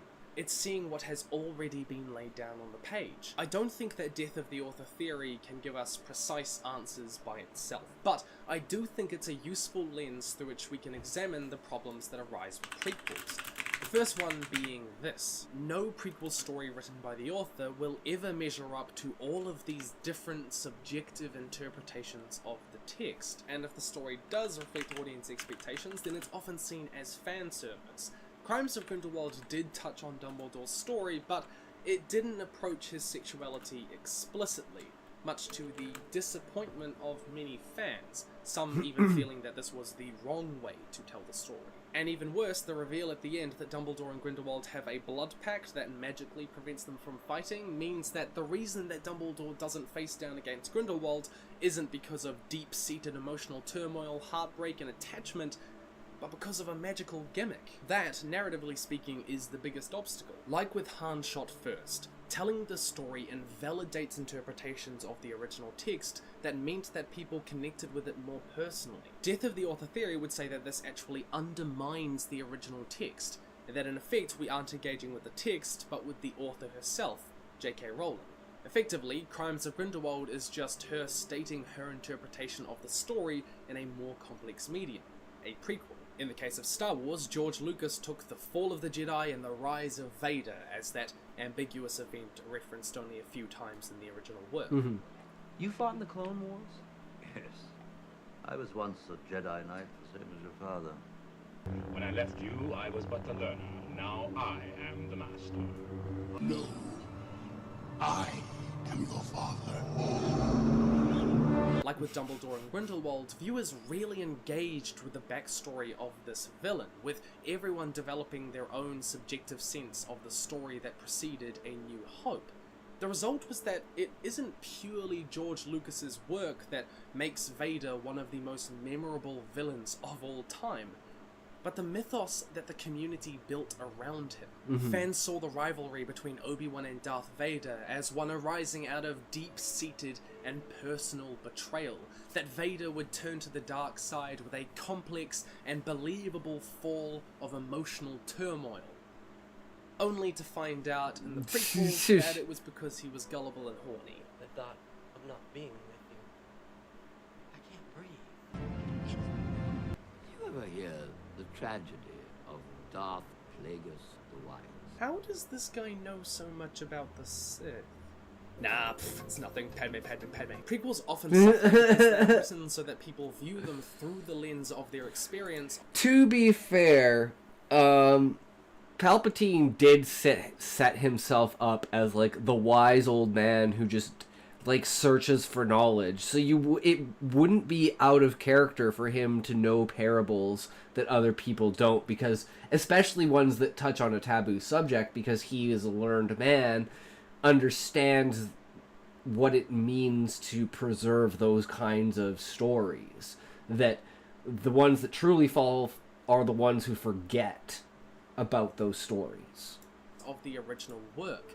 Prequels are often, as in the case of Star Wars and the Crimes of Grindelwald, an exercise in authorial intent, clarifying an ambiguity in the original story and casting aside subjective interpretation and experience of the original work. Death of the Author theory recognizes that those experiences matter. And that's why the prequel is set in a time that's, like, specifically meant for the development of the Adventurers Guild. And how it got to be, like, so bad with the underbelly side of society, essentially. And how the structure of the monarchy has basically forced this to happen because of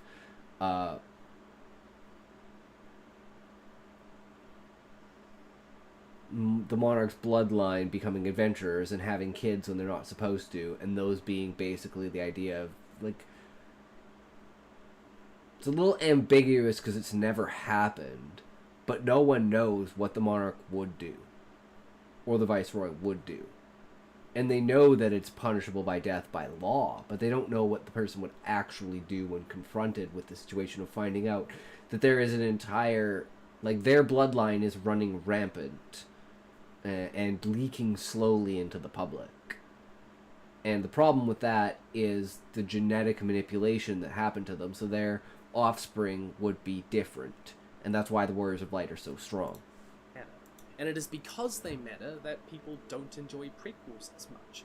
The stories don't necessarily stand on their own, but simply dictate how you should be experiencing the original story, how you should read Harry Potter and the Deathly Hallows, or how you should watch A New Hope. Whereas a sequel usually builds on your experience and cannot easily affect how you see the characters or story in the original work, prequels have a tendency to retroactively alter your personal experience. And this leads us on to the second problem that prequels face: dependency on the original work. Chapter 3. Such a dependency of thing on thing. What does it mean for a story to be too dependent? Prequels need to have some kind of relationship with their original work, but unlike with sequels, where an author can add anything they wish to the story, a prequel demands that they work within the already established original story. And there's not really that much about, the main thing that I want to show with the prequel is the world itself, because basically there's the one continent, right? But people have, airships exist, so people have traveled the entire world. And one of the, myths is that there's basically a makeshift continent on the other side of the world created by pirates that's like a free land that anyone can do anything in. And it's like the idea of, Tortuga. And it's basically made from stolen pieces of the tree and just, makeshift anything. So it's like, you think Garuda was a makeshift scaffolding. Fuck. Imagine this giant floating barge, not even city, but literally, fucking country. And you explore that as the dark underbelly of the Adventurers Guild, but finding that, some people choose this lifestyle. They basically choose to be in exile. And it's even some adventurers, and it's adventurers you wouldn't think are, in this area kind of thing. And it's maybe we meet some of the 100-year quest NPCs and figure out more about their past. Maybe something about Aetharg and the reason why he's a Corsair, he's a pirate. Maybe he has origins in this area. Maybe he's the child of this character. You know, there's so much potential for this story, this series. And it's like, it'll also get me like grounded and founded in everything that is the Adventurers Guild. That's kind of the idea for it. And to be just pure exposition, so I have reference to go back to. To a degree. We've already discussed how this risks altering and invalidating the experience of the original work, but this setup also leaves the author with the challenge of simultaneously writing a story that complements the original work and writing a story that stands on its own. This is a difficult challenge, and it is not one that many prequels have succeeded in, and of course it's understandable why executive producers and our glorious corporate overlords would want to draw on connections to the original work, because you gotta get that money, and if readers and audiences see that connection, then they're more likely to pay to read the book or see the film. This is why Star Wars Episode 1, The Phantom Menace, was advertised not so much as its own story, but as the beginning of the original story. That this is where Darth Vader, you know, that villain that you love so much, this is where his story begins. It's also why half of the Crimes of Grindelwald trailer is dedicated to showing us Dumbledore and Hogwarts, places and people that we love and are attached to, even though they feature very little in the film overall. Now, while a writer does need to make clear how these two stories are connected, it can be tempting to rely on this too much, and you end up making stilted and awkward references to the Valium Boy! So the TTS is, like, not working properly again. I don't know why it's doing that. It seems to be very bad at its job.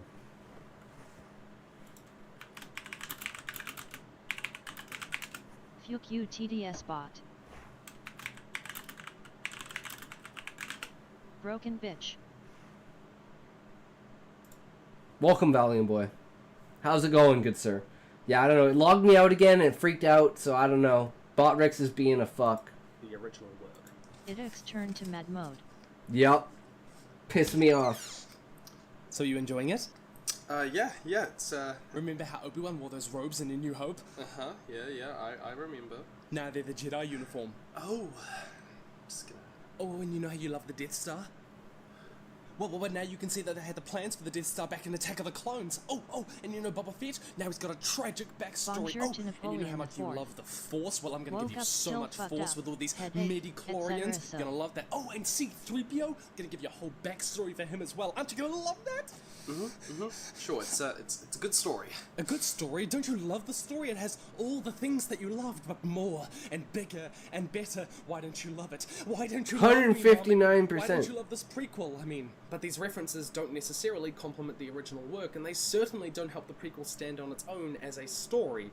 Instead, the prequel ends up compromising its Valium is storytelling and scared narrative because to Levi make told references him to off. the original work, to draw people in because Valiant Boy, are you lurking on it's Twitch? easier.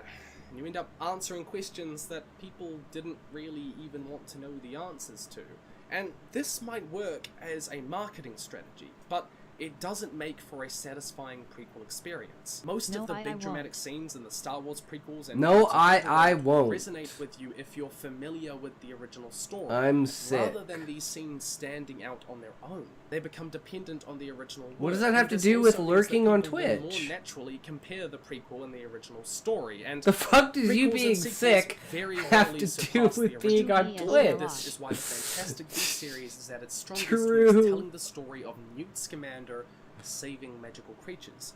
This story and its characters are its own, and they aren't dependent on the draw of the original Harry Potter series.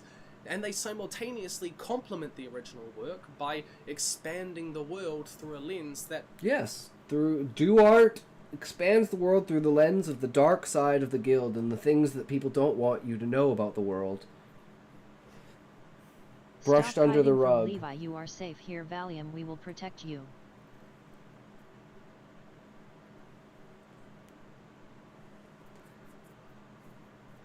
It's okay, Valiant Boy. We Eggy got is really you. scary. He stalked me and follow me. He's a 30 man, really weird. I'm 17. I'm scared.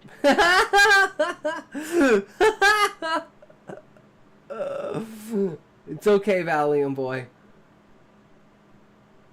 I'm here for you. Okay, get in the car now. There you go. We really didn't get that much of in either the films Valium, or your the age books. changes And we like know the how wind. these He does geoguesser with his wife, so I think he's a bad man, Lafamo.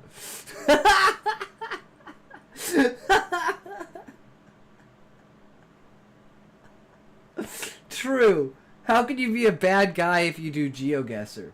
You couldn't possibly be using it to stalk people. Two stories are connected. Newt ends up writing a textbook that Harry would read someday. But this story about Newt in the first film isn't compromised in order to make cheap references to the original work. This is also why the Star Wars prequels suffered, for their determination to make reference to and explain things that we saw in the original trilogy. And Crimes of Grindelwald Yeah, has these full ad. frustrating and strange moments. Wait, did like you the get a scene where they pre-roll? return to Hogwarts, and it kind of feels forced. And I should discuss here one of the most common criticisms that you will hear of prequels when it comes to dependency on the original work. Narrative tension. A prequel crushes tension right from the get-go. In Star Wars episodes Main characters who show up later know can't that be killed Anakin, off, Yoda, reducing Obi-Wan, the tension Clive, of and the story. Anton, This is like same him, thing. I just don't know where they're going. I don't get pre-rolls because I'm subbed. Is understandable. Prequels often draw on characters and narrative threads from the original work, meaning that anyone who is remotely familiar with it will never believe that the heroes can be in danger if they appear later on, or that the events of that main story will not come to pass. Ergo, there is no narrative tension because there is no ambiguity about how it will turn out. And though this is a legitimate criticism, one that we should consider when writing prequels, I personally feel that it is often I pay for this great content, Valium. This is a game of chess, which, like any good story, has twists and turns and heroes and villains Pay for and what? plans and LMAO. betrayals. Fuck you, Valium Boy. I'm trying here, man. I know all I'm doing is reacting. But hey, Valium Boy, check this out. So, to go completely off topic, this is my, like, introduction paragraph. Like, my first impression. I'm his first sub and Moto at same time. I'm the real goat, so shut your mouth, Lil Mayo Egg. I mean, true, Valiant Boy. Plus, Eggy. How should I say this?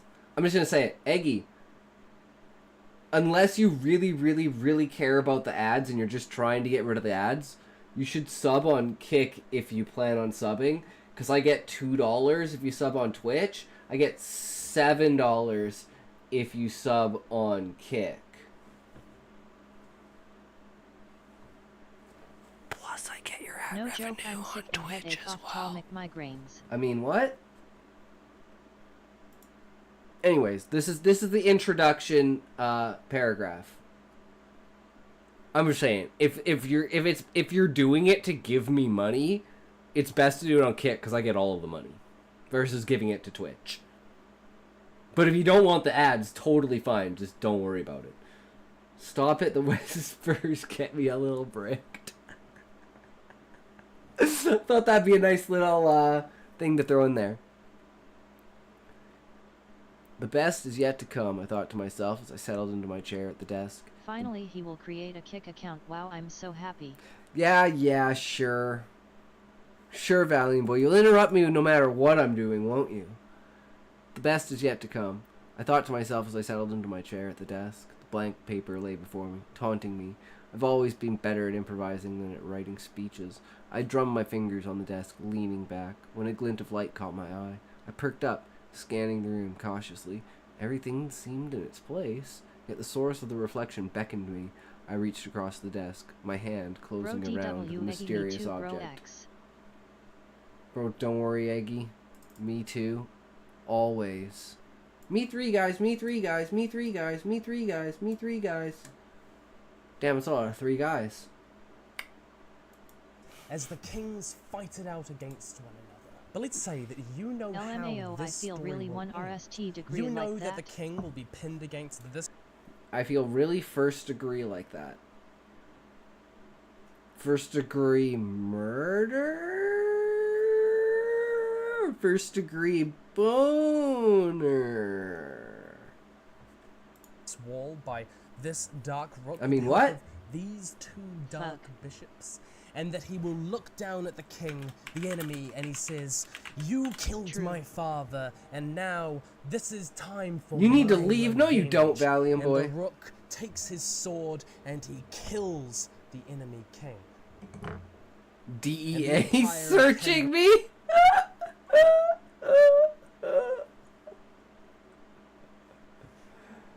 Give him one of these, Valiant boy. And boom, you're gone. Off into space. Iran is wiped out, defeated. But here's the thing. You don't know how this story started. I could tell a story about a lone pawn and his rivalry with an enemy knight. Or I could tell a story about star-crossed, battle-worn lovers on the opposite sides. A white pawn and a dark pawn. Or maybe I could tell a story about one of the bishops and their personal crisis of faith that they had beforehand. Something we didn't hear about in the original. LMAO, I love that I What will I'm never have trying to enough of get that at accent is X. that prequel stories don't need to draw on the narrative tension of the original story. They don't need to draw on the tension of where the king dies with the rook and the bishops. Narrative tension usually only becomes a problem in prequel stories when they derive their tension from a plot point that we already know the outcome of. But Every I come to admittedly, stream, there's a this is fucking. quite often the There's a relationship fucking what, between Valiant boy? prequel and Valiant, you the should original stream so we can work. cyberbully In your the French Star Wars accent. Valiant boy, True. is derived True. Why from don't you whether or stream, not Valiant boy? I anything thought you were turned gonna to the start dark streaming, side, bro. Join us. which we Even already know Eggy he does. streams. And because we knew where the story was going, some people felt that there weren't believable stakes in the narrative. The audience already that this white rook will become a dark rook by the end of the story. But I'm not a this PC problem player, is just avoidable. Switch. The So? question is, Muffin's an Xbox player. He doesn't have a You can PC. derive He tension streams from on his unseen Xbox. Story arcs, personal struggles, heartbreak, building and losing relationships, all of which, if written well enough, can be compelling by themselves. You can derive tension from new characters. This is partly why Rogue One succeeded where the prequel series didn't. We had a host of new characters to care about, so there were stakes, we could lose them, even though we knew that the rebels would end up getting the Death Star planet.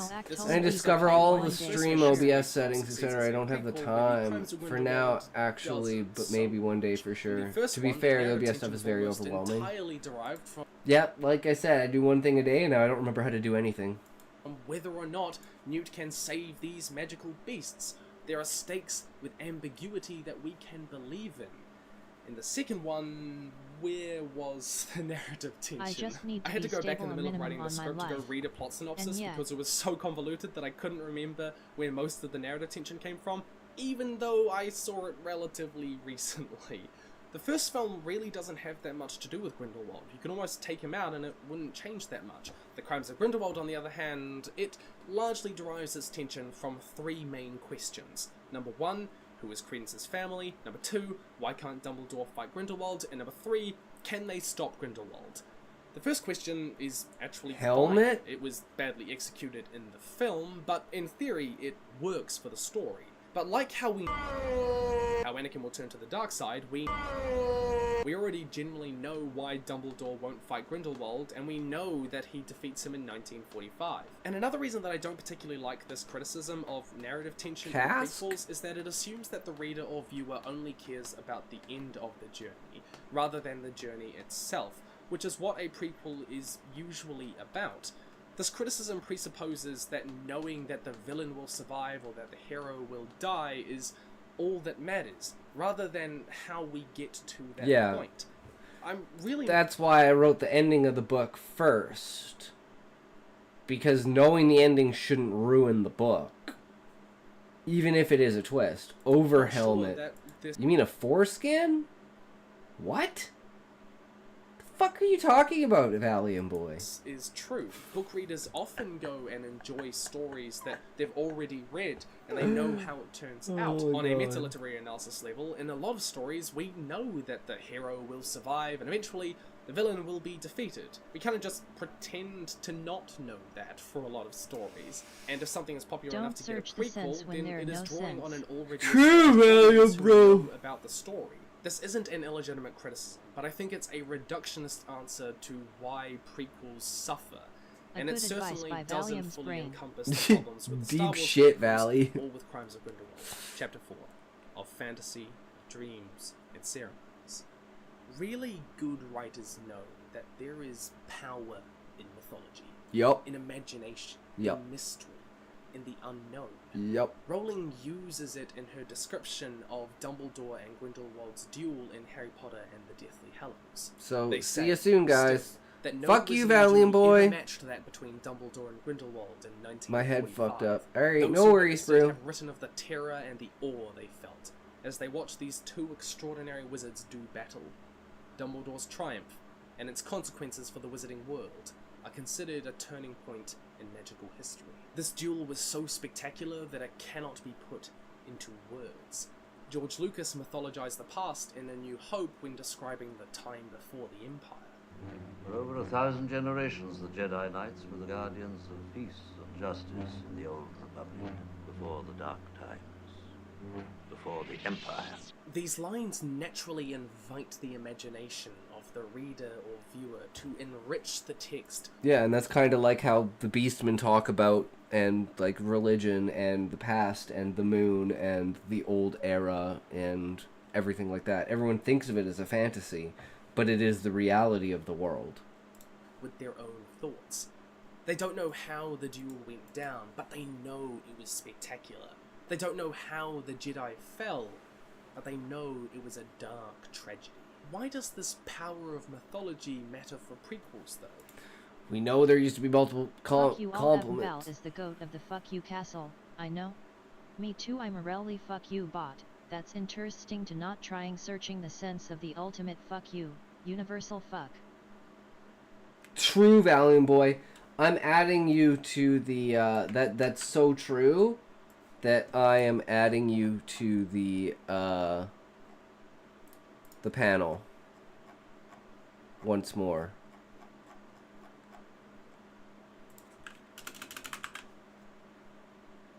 Fuck yeah, dude.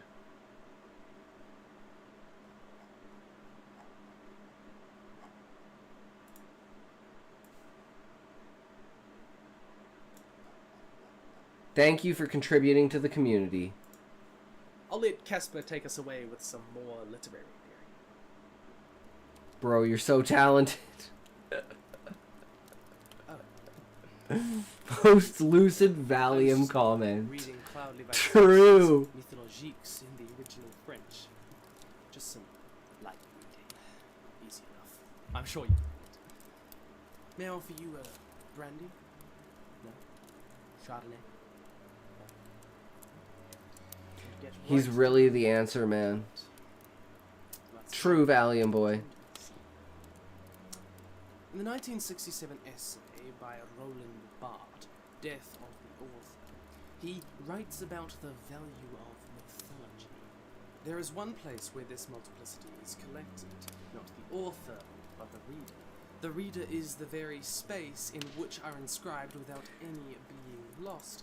You remind me of the photographer at the end of Apocalypse Now. And love you, bro, Egoit. And love you, bro, Egot.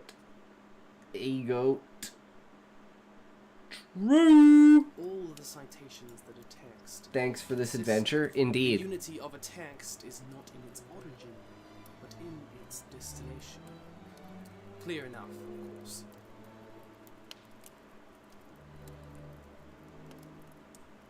I'm sorry? Oh, you didn't understand it. To put it into simpler words, simple English, It is the imagination of the reader that not just interprets the text, but enriches the text. Death of the Author theory recognizes that You the fucked reader up, Valiant engaging boy. with these mythological moments Every time, is bro. important to Every the time. experience of the text itself. But that is Damn, bro. It's been a while. Did he just chug that? Damn. And it's these What a mythologized beast. moments that are precisely the type of story Since that 2 months soon, out, every fuck evident day. I love you Star guys. Wars Love you and too, Harry Valiant Potter boy. world. And this is the third problem that prequels face. Prequels necessarily demystify these moments that made the original story more involving. This is Nice. hard to 26 do well, days. Because as Lucas and Rowling both It's been claim that the flying story, by, guys. Sometimes wonder, awe, and imagination enrich the text better than detailing exactly what happened Yeah. ever might. Exactly. Instead That's of why strengthening poetry these is so stories, it vivid. weakens both of them. Epilogue. It's not the endings that will haunt you, but the space where they should lie. The things that simply faded without one final wave goodbye. Boom. There are some good prequels. I think Bumblebee is perhaps the best example. Are you sick but of us yet? Interestingly enough, it is being... Are you kidding me? I don't get sick of people. People get sick of me. So, the fact that you guys have stuck around, this is the longest friendship I've ever had. Normally people last a week and a half. 2 weeks. And they're like, nope, I'm out. I'm sick of my body who don't works normally. Shit, that sucks, Valiant boy. Maybe the government is poisoning you. Being written specifically to distance itself from the original work. The Transformers series by Michael Bay, the orgy of metal and explosions. In fact, it's so different and disconnected to it that it could be more arguably called a reboot than a prequel. ASMR. But prequels are hard to do well. When writers sit down to piece together a prequel to their story, they usually We should do that one day. to be mutualistic. That the prequel will make the original story richer by Okay, for the next make-up stream, we're going to be doing an ASMR stream. So we'll do spicy stories, but we're not going to be writing spicy stories. We're going to be reading spicy stories. And then he sat beside her, so tenderly, put his hand next to her. Oh, the feeling ran up her like a knife. So deep and cut into her. Something like that. Detailing things that we never knew much about, and also that by knowing the original story, the prequel will be a more involving experience. But for the reasons we have discussed, this relationship often ends up being not mutualistic, but parasitic instead. They can undermine one's experience. That's why there's supposed to be two sides of the same coin. One is looking at the world from this, like, outcast view, and the other one is looking at the world from the top. Bro, I built a whole fucking World War III.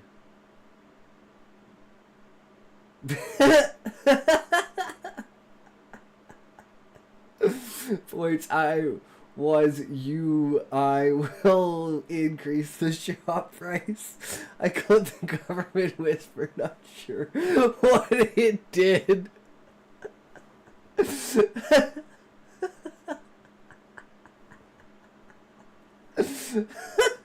Perfect, Eggy. I don't know. How do you clip on Twitch via the... Like, can you do it in the chat? Because I know you could just, like, on Kick, you can exclamation point. But that's why there's, like... I don't really have clips, because they all go into the Kick bot. They don't actually really go onto the stream. And I don't have a bot that advertises the Kick bot for... Like, I should add that to the clips thing, where it sends you to the Kick bot for all the clips that I've used. Trustworthy shaking cucumber perma smug. That should be the entire clip.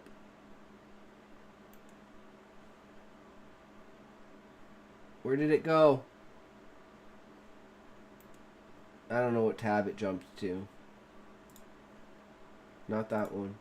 Not that one. Not that one. Oh, it probably jumped to this one, didn't it? Yup. This is the longest friendship I've ever had. Normally people last a week and a half. 2 weeks. And they're like, nope, I'm out. I'm sick of my body who don't works normally. Shit, that sucks, Valiant Boy. Maybe the government is poisoning Being written specifically to distance itself from the original work. The Transformers series by Michael Bay, Orgy of Metal Explosion. you. This is the longest friendship I've had. That's fucking great. I love it. That's so good, Eggy Mayo. To swat Eggy's house. He's suspect and we will know the truth. No, he's trying to swat Walmart, bro. He's probably got like 34 or 35 left. But what he doesn't know is I'm not telling him he already did it. I mean, what? Experience of the original work by dictating how you should read it and throwing away interpretations that help people connect with the text. They can demythologize parts of the story when imagination often enriches the text better than detailing what exactly happened ever might. Instead of complementing the original story, prequels can become dependent on references to it. Instead of crafting moments that have their own innate power, they are just nodding to existing fans and relying on their attachment to it, sort of A whole hiding kids to behind say pair it. since a while. This He's got difficult like a kid relationship empire on the between basement this prequels MF. and their original work means that if done badly, they can suck life from things that we As love president, and become I will build an monstrous army chimeras especially to swat so Eggy's house. shackled He's to the suspect original and we will know work the that truth. its ankles are still bleeding. A whole kid's And disappeared since a while. understand this He's got video, like a kid empire in the maybe you basement, need this a prequel motherfucker. to see how we got You're to this point. Or maybe that'll just make this video worse. Hard to say. Egg salad video, good sir. Alright, guys. I think we're just gonna skip and go straight to Monster Hunter because we haven't played Monster Hunter in a while. And I think we're only gonna do 3 hours because I'm tired as fucking balls. I need to go to bed. But what's 15 more minutes, right? What's a hunt? So we'll do a hunt. I'm even going to Canada in July. It's so over for him. Oh, I go playing GU, bro. You hyped me. Hell yeah, Valiant Boy. Let's go.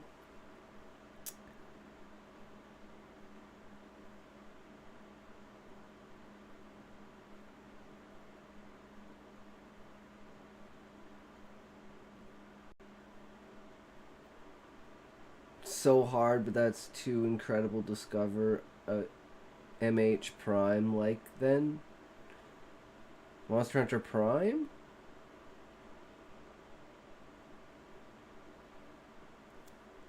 You mean Monster Hunter in its prime? I don't know what you mean, Valiant Boy. The prime of MH. The prime of Monster Hunter was not 4U or 3U. The Valiant Boy, you don't understand. Valiant Boy, you don't understand. The prime of Monster Hunter hasn't happened yet.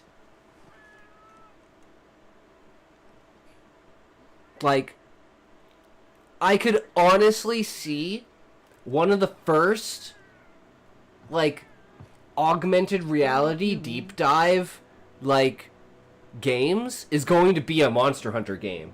It's going to be a Souls game and a Monster Hunter game.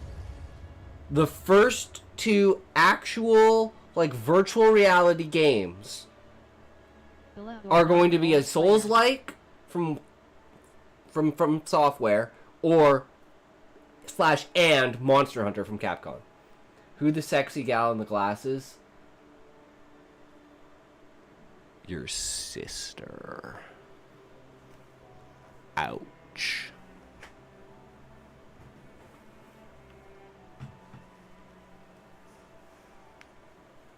I'm not your sister. Shut up, he will drop the juice on you.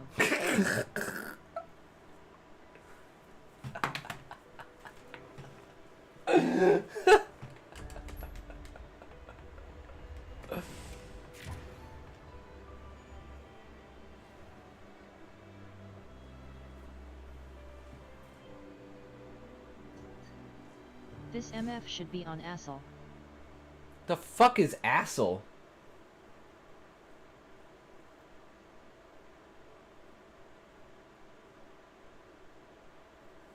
It makes sense if you said ASL. I'm like, I'm not that good at StarCraft, bro. Assel is like HP? You mean health points? But on really hardest LVL. Valium, if the French had competent police, I would 100% swat you. Psychiatric hospital. Oh, you mean an asylum?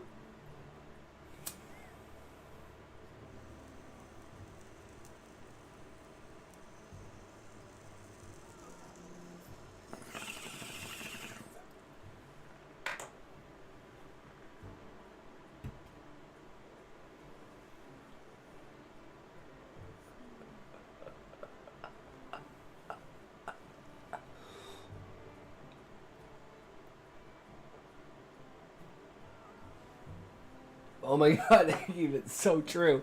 It's so true. You've been there before, haven't you, Valium boy? Hell yeah, I got you French cops fucking chicken nuggets.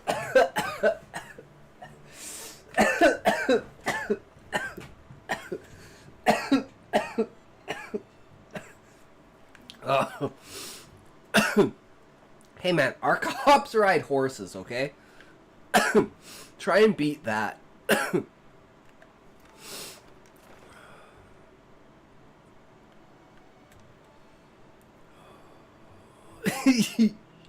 True. Ooh, Arkveld. We got killed last time. There's nothing in their head like when you go behind the bedrock, that's the Nient. Ooh, Tempered Guardian Rathalos. We're doing that. Boom, 100%. That's what we said we were looking for last time, and we finally found it. Let's go. Fuck yeah, boys. Oh. Well, I gotta switch categories. Idux love you, and don't forget fuck you. Don't forget, fuck you, Valiant boy.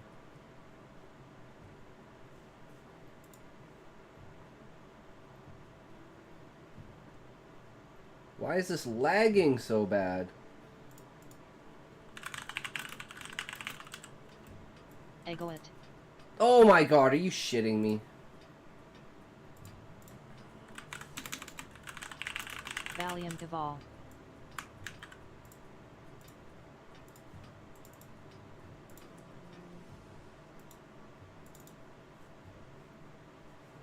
Stupid, stupid, stupid, stupid, stupid, stupid, stupid, stupid, stupid, so stupid!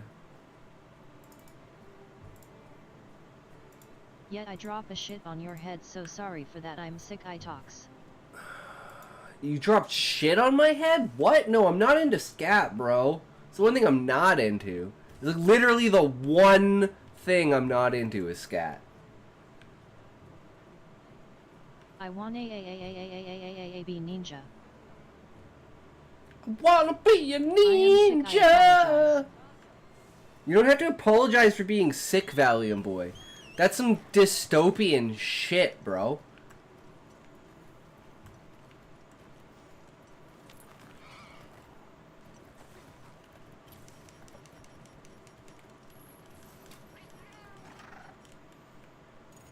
Maybe in the next world, I got offered $400 to poo on a guy once. So you became $400 richer, right?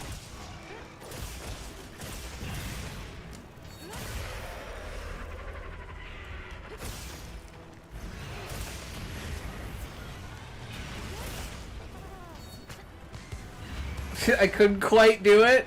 I'm poo shy. I can't poo in public. Sorry for that. A ninja don't weigh 120 kilogram, bro. Sorry for that. Dude, I weigh 120 pounds. Bro. Homie baller.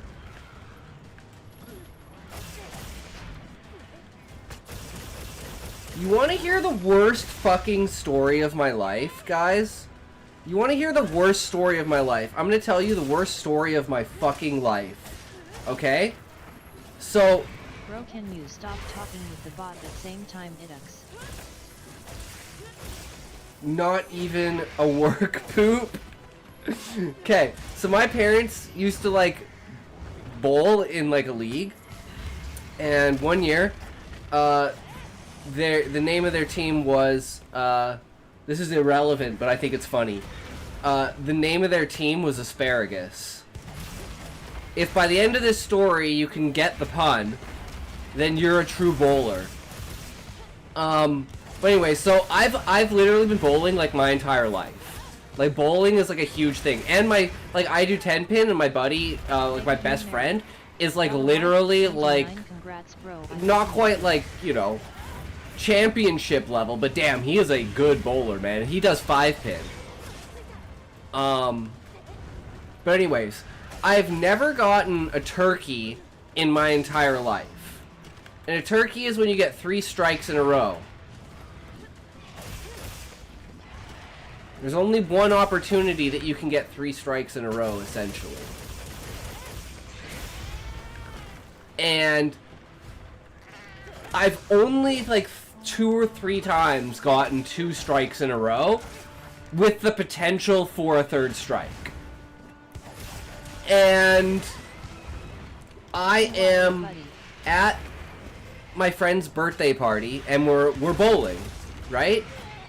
And I have 2 strikes back to back.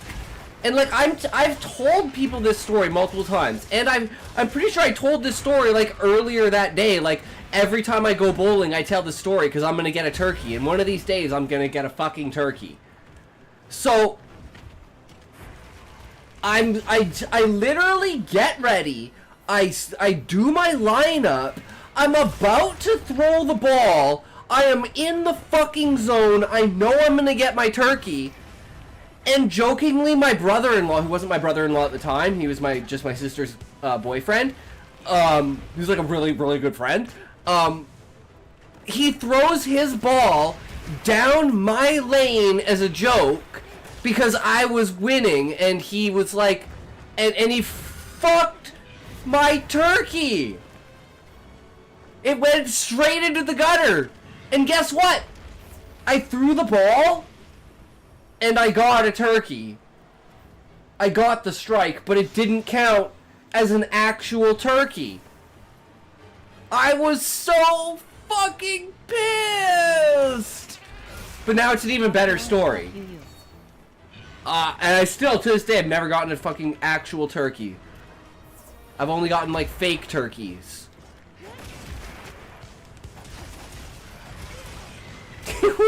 It was so fucking funny though, because he had no idea. He didn't know. That's the best part, is he was just fucking around. He was just doing it because he thought, because I was winning, and he just wanted to fuck up my score, because getting 3 in a row would basically make it so we couldn't win the game. So he didn't even do it to, like, fuck up me not getting a turkey. He just tried to fuck it up so I couldn't win the game. Which made it, like, all the fucking better, because he didn't even mean to interrupt the turkey. It just fucking happened. Because there have been times when people do that shit on purpose, and that I would crash out on. But he didn't even, I turned to him, and he didn't even realize. And I was like, I literally can't, it's too funny. But it's like, and then I explained the story, and he was like, oh, I didn't know what a turkey was. And I was like, it is what it is. I'm gonna go smoke a joint. But yeah, best fucking, worst fucking, greatest moments ever. It's like when Jackson broke my brother's bong by getting hit by a parked car. My friend got hit, but my friend is so dumb. He is the epitome of your looks are the better you look, the dumber you are. He was the epitome of that. He was literally a model. And, yeah, he got hit by a parked car. That's how fucking dumb he is. That's almost as bad as a gasoline fight. Like, he would be the kind of person that would legitimately die in a gasoline fight, just like in Zoolander.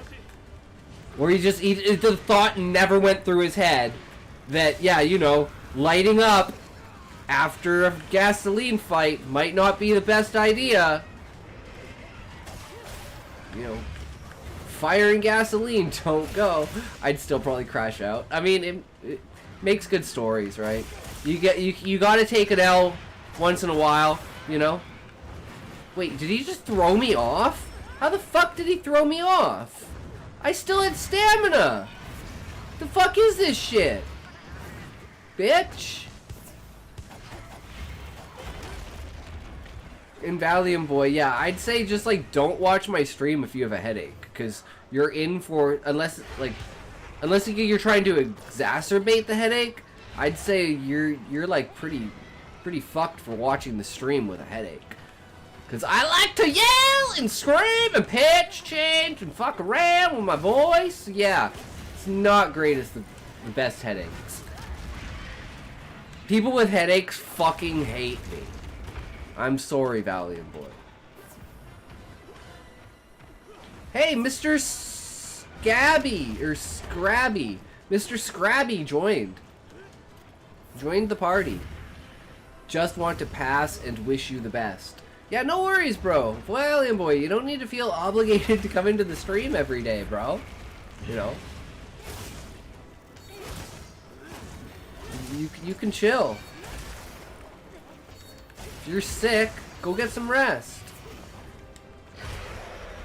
We'll always be on tomorrow. Finally get red? Yes, red. Good. Red, good. And that's always that. True, Valiant Boy, true.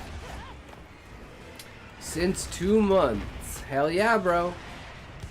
You are dedicated, I will say that. I mean, I like I said, I am happy that someone enjoys the stream enough to stick around. Especially through all of the different content that we do. It's hard to ask someone to watch everything.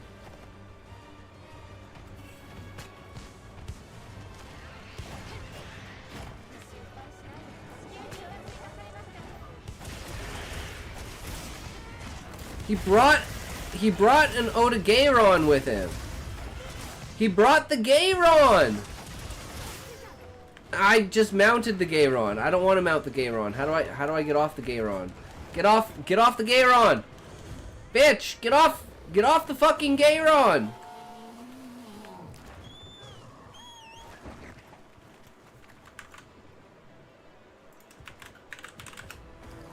Gotta clip that.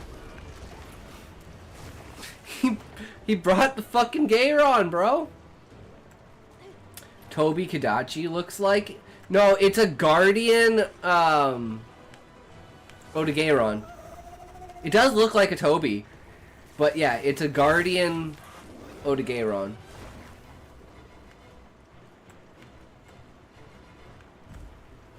And yes, I know it's Oda-Gayron. I'm just being facetious.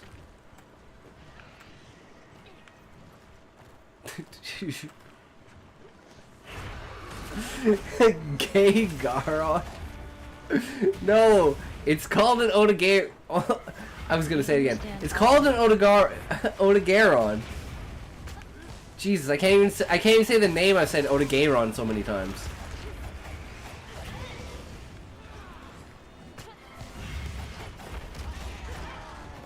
Odo-Garon. Odo-Garen. Odo-Garen was crazy in World. Yeah, I know. Odo-Garen was so fucking hard to fight. He was especially with Insect Glaive because he's so small. Oh damn, a Guardian Doshgamaru! I cannot never remember that. Doshgama? Doshgumar? Doshgooner! It's a Dogegooner! Dogegooner! It's definitely Dogegooner. Are you a Dogegooner? I love you, bro. See ya. See ya, Valiant Boy. Like I said, we're gonna end the stream anyways after this hunt anyways, because I gotta go to bed. I need slap. I need sleepy, sleep slopes, and sleep, and slap, and slops. Slop, sloop, and slope slaps, and slip, slop, and Slagger slicks. Slooshing slowly. Salvaciously. Solvent?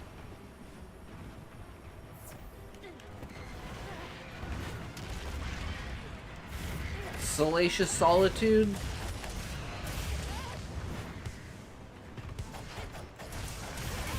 Oof! Battle remains. The fuck battle remains? Oh, did Mr. Scrabby die? Or is he just not in the area? Where are these battle remains you speak of? Is this it? No. Why does it say battle remains?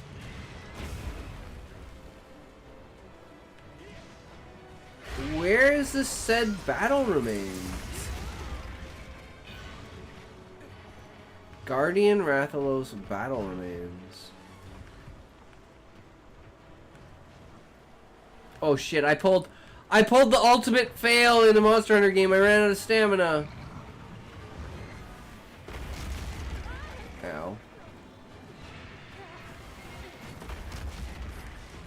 There it is. I see it now.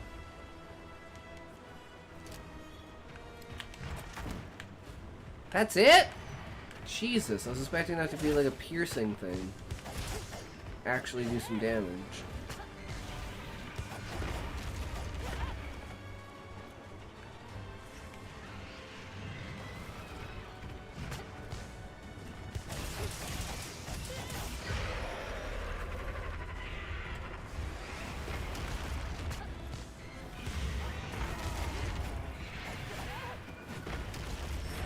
Oof.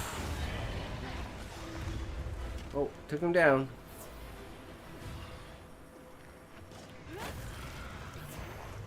Valium Void Twitch shared X101. Thank you so much, Valium Void Twitch. Your support is much appreciated. Less than Thank you, Valium Boy, for the bits! Dude, what are you doing? I'm giving you my earth germs. I'm gonna kill you with my cold. Die, alien! I'm an alien, Dillweed. I'm a henchman. You're not a Venture brother. Who the hell are you? I'm Hank's friend. Yeah, I doubt Oh, that. shit. You believe I'm Brock Sampson's long-lost son? If that were true, I don't think I would have caught you so easily. I couldn't run because I had a lighter up my ass. Okay, now I believe you're Hank. Now I believe you're Hank's friend. I don't know why it cut off there. It should have said, now I believe you're Hank's friend. Or did Botrix just, like, fuck up everything? Oh, we got another guy joining the quest. Everyone wants in on this tempered... Whoa, wait, what the fuck? Wait, what just happened? Why is it doing that? Wait, what the fuck? Why didn't it do the announcement? Why did it... What the... Okay, I guess all my fucking announcements are fucked. Wait, no, I wanted to give that to Valium. LMAO. Wait. I'm so confused. Why did my announcements not go off? What the fuck, Stream Elements? You have one fucking job.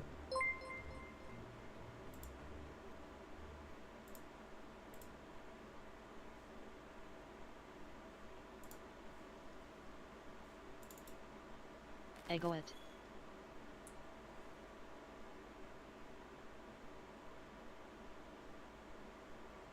Wait.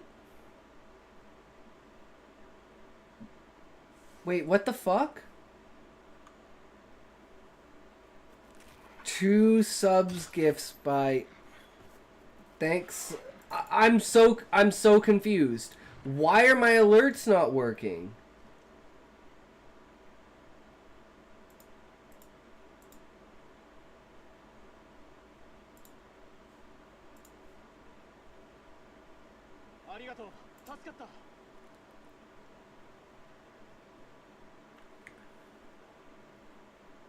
Wait.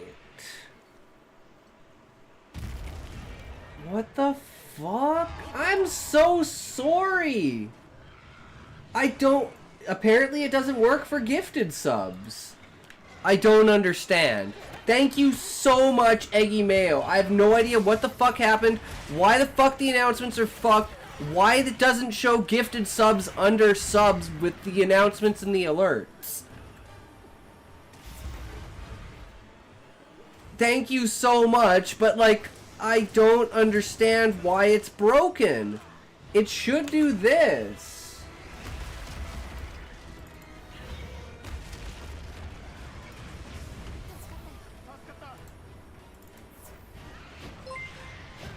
Okay, I don't understand.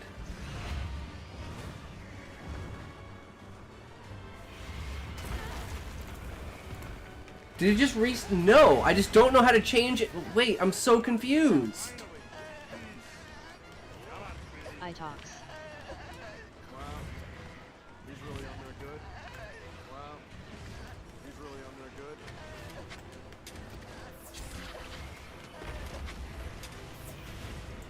I don't know. Why does it have to break sometimes? It's so annoying. It's like, I do that specifically so I know what's happening during the stream so I can thank people. Twitch is a fucking scam. Yeah, I didn't realize gifting a sub would be random. Peggy want to offered me a sub, but he take randomly to MFXD, so he buy me a sub. Yeah, I told you, Twitch system is just kind of dumb. For like gifting subs, because you can't gift subs to a specific person. So, like I said, just don't even. Don't even.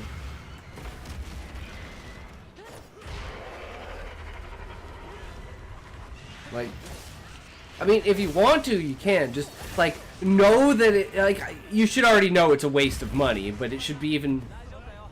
Wait. Wait. Did that guy faint 3 fucking times? Did this guy just come into my hunt and just completely fuck it? This is why I don't play online sometimes. I haven't had one of those in a long time. And that was my tempered fucking, that was my turkey, dude. He just stole my fucking turkey. Man, this is a shitty way to end the stream. Thank you so much, Eggy Mayo. I'm so sorry that everything did not work for that. I need to figure that out. You're fucking amazing. Thank you so much, man. I really, really appreciate it. You guys are amazing.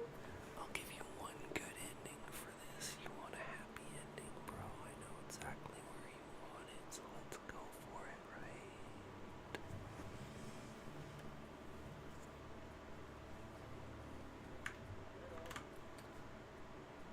right? Actually, I have $60, so I can buying bits. Nice, Valium. Nice. SMRT.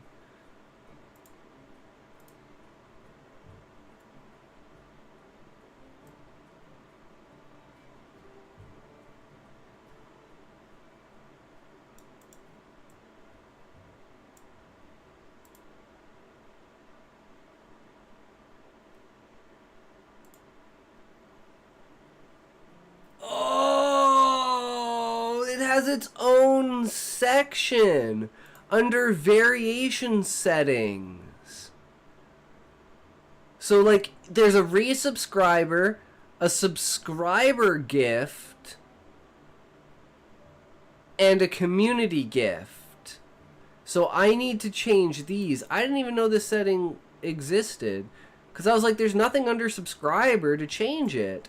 And then I was reading this and I was like, variation settings below, variation settings. And I was like, oh, and then you can add one? Wait, you can just add shit here? Oh, that is so dope. Okay, I need to learn more about this. But yeah, anyways. We now know. Thank you for teaching us. It's a journey, right? It's a slow-going journey. that we will eventually figure it out. But yes. I saw Eggy offered a sub to another guy. I was like, what, why not me? XD, and I understand after. Yeah, I mean, I guess that was just some guy lurking in chat. I have no idea. What was the name? Mary...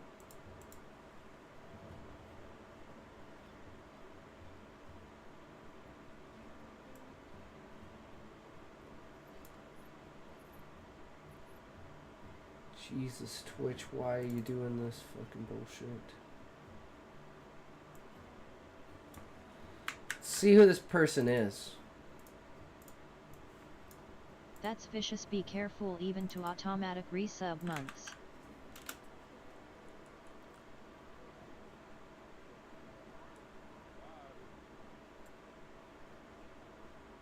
Okay, there's just a bunch with numbers. But, like, exact. What about...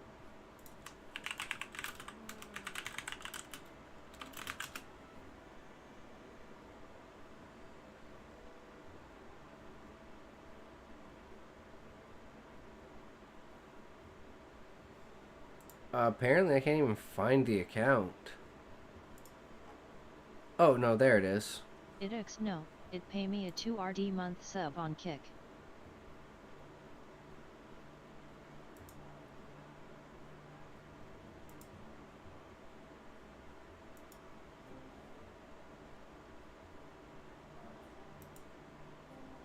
Just some random dude.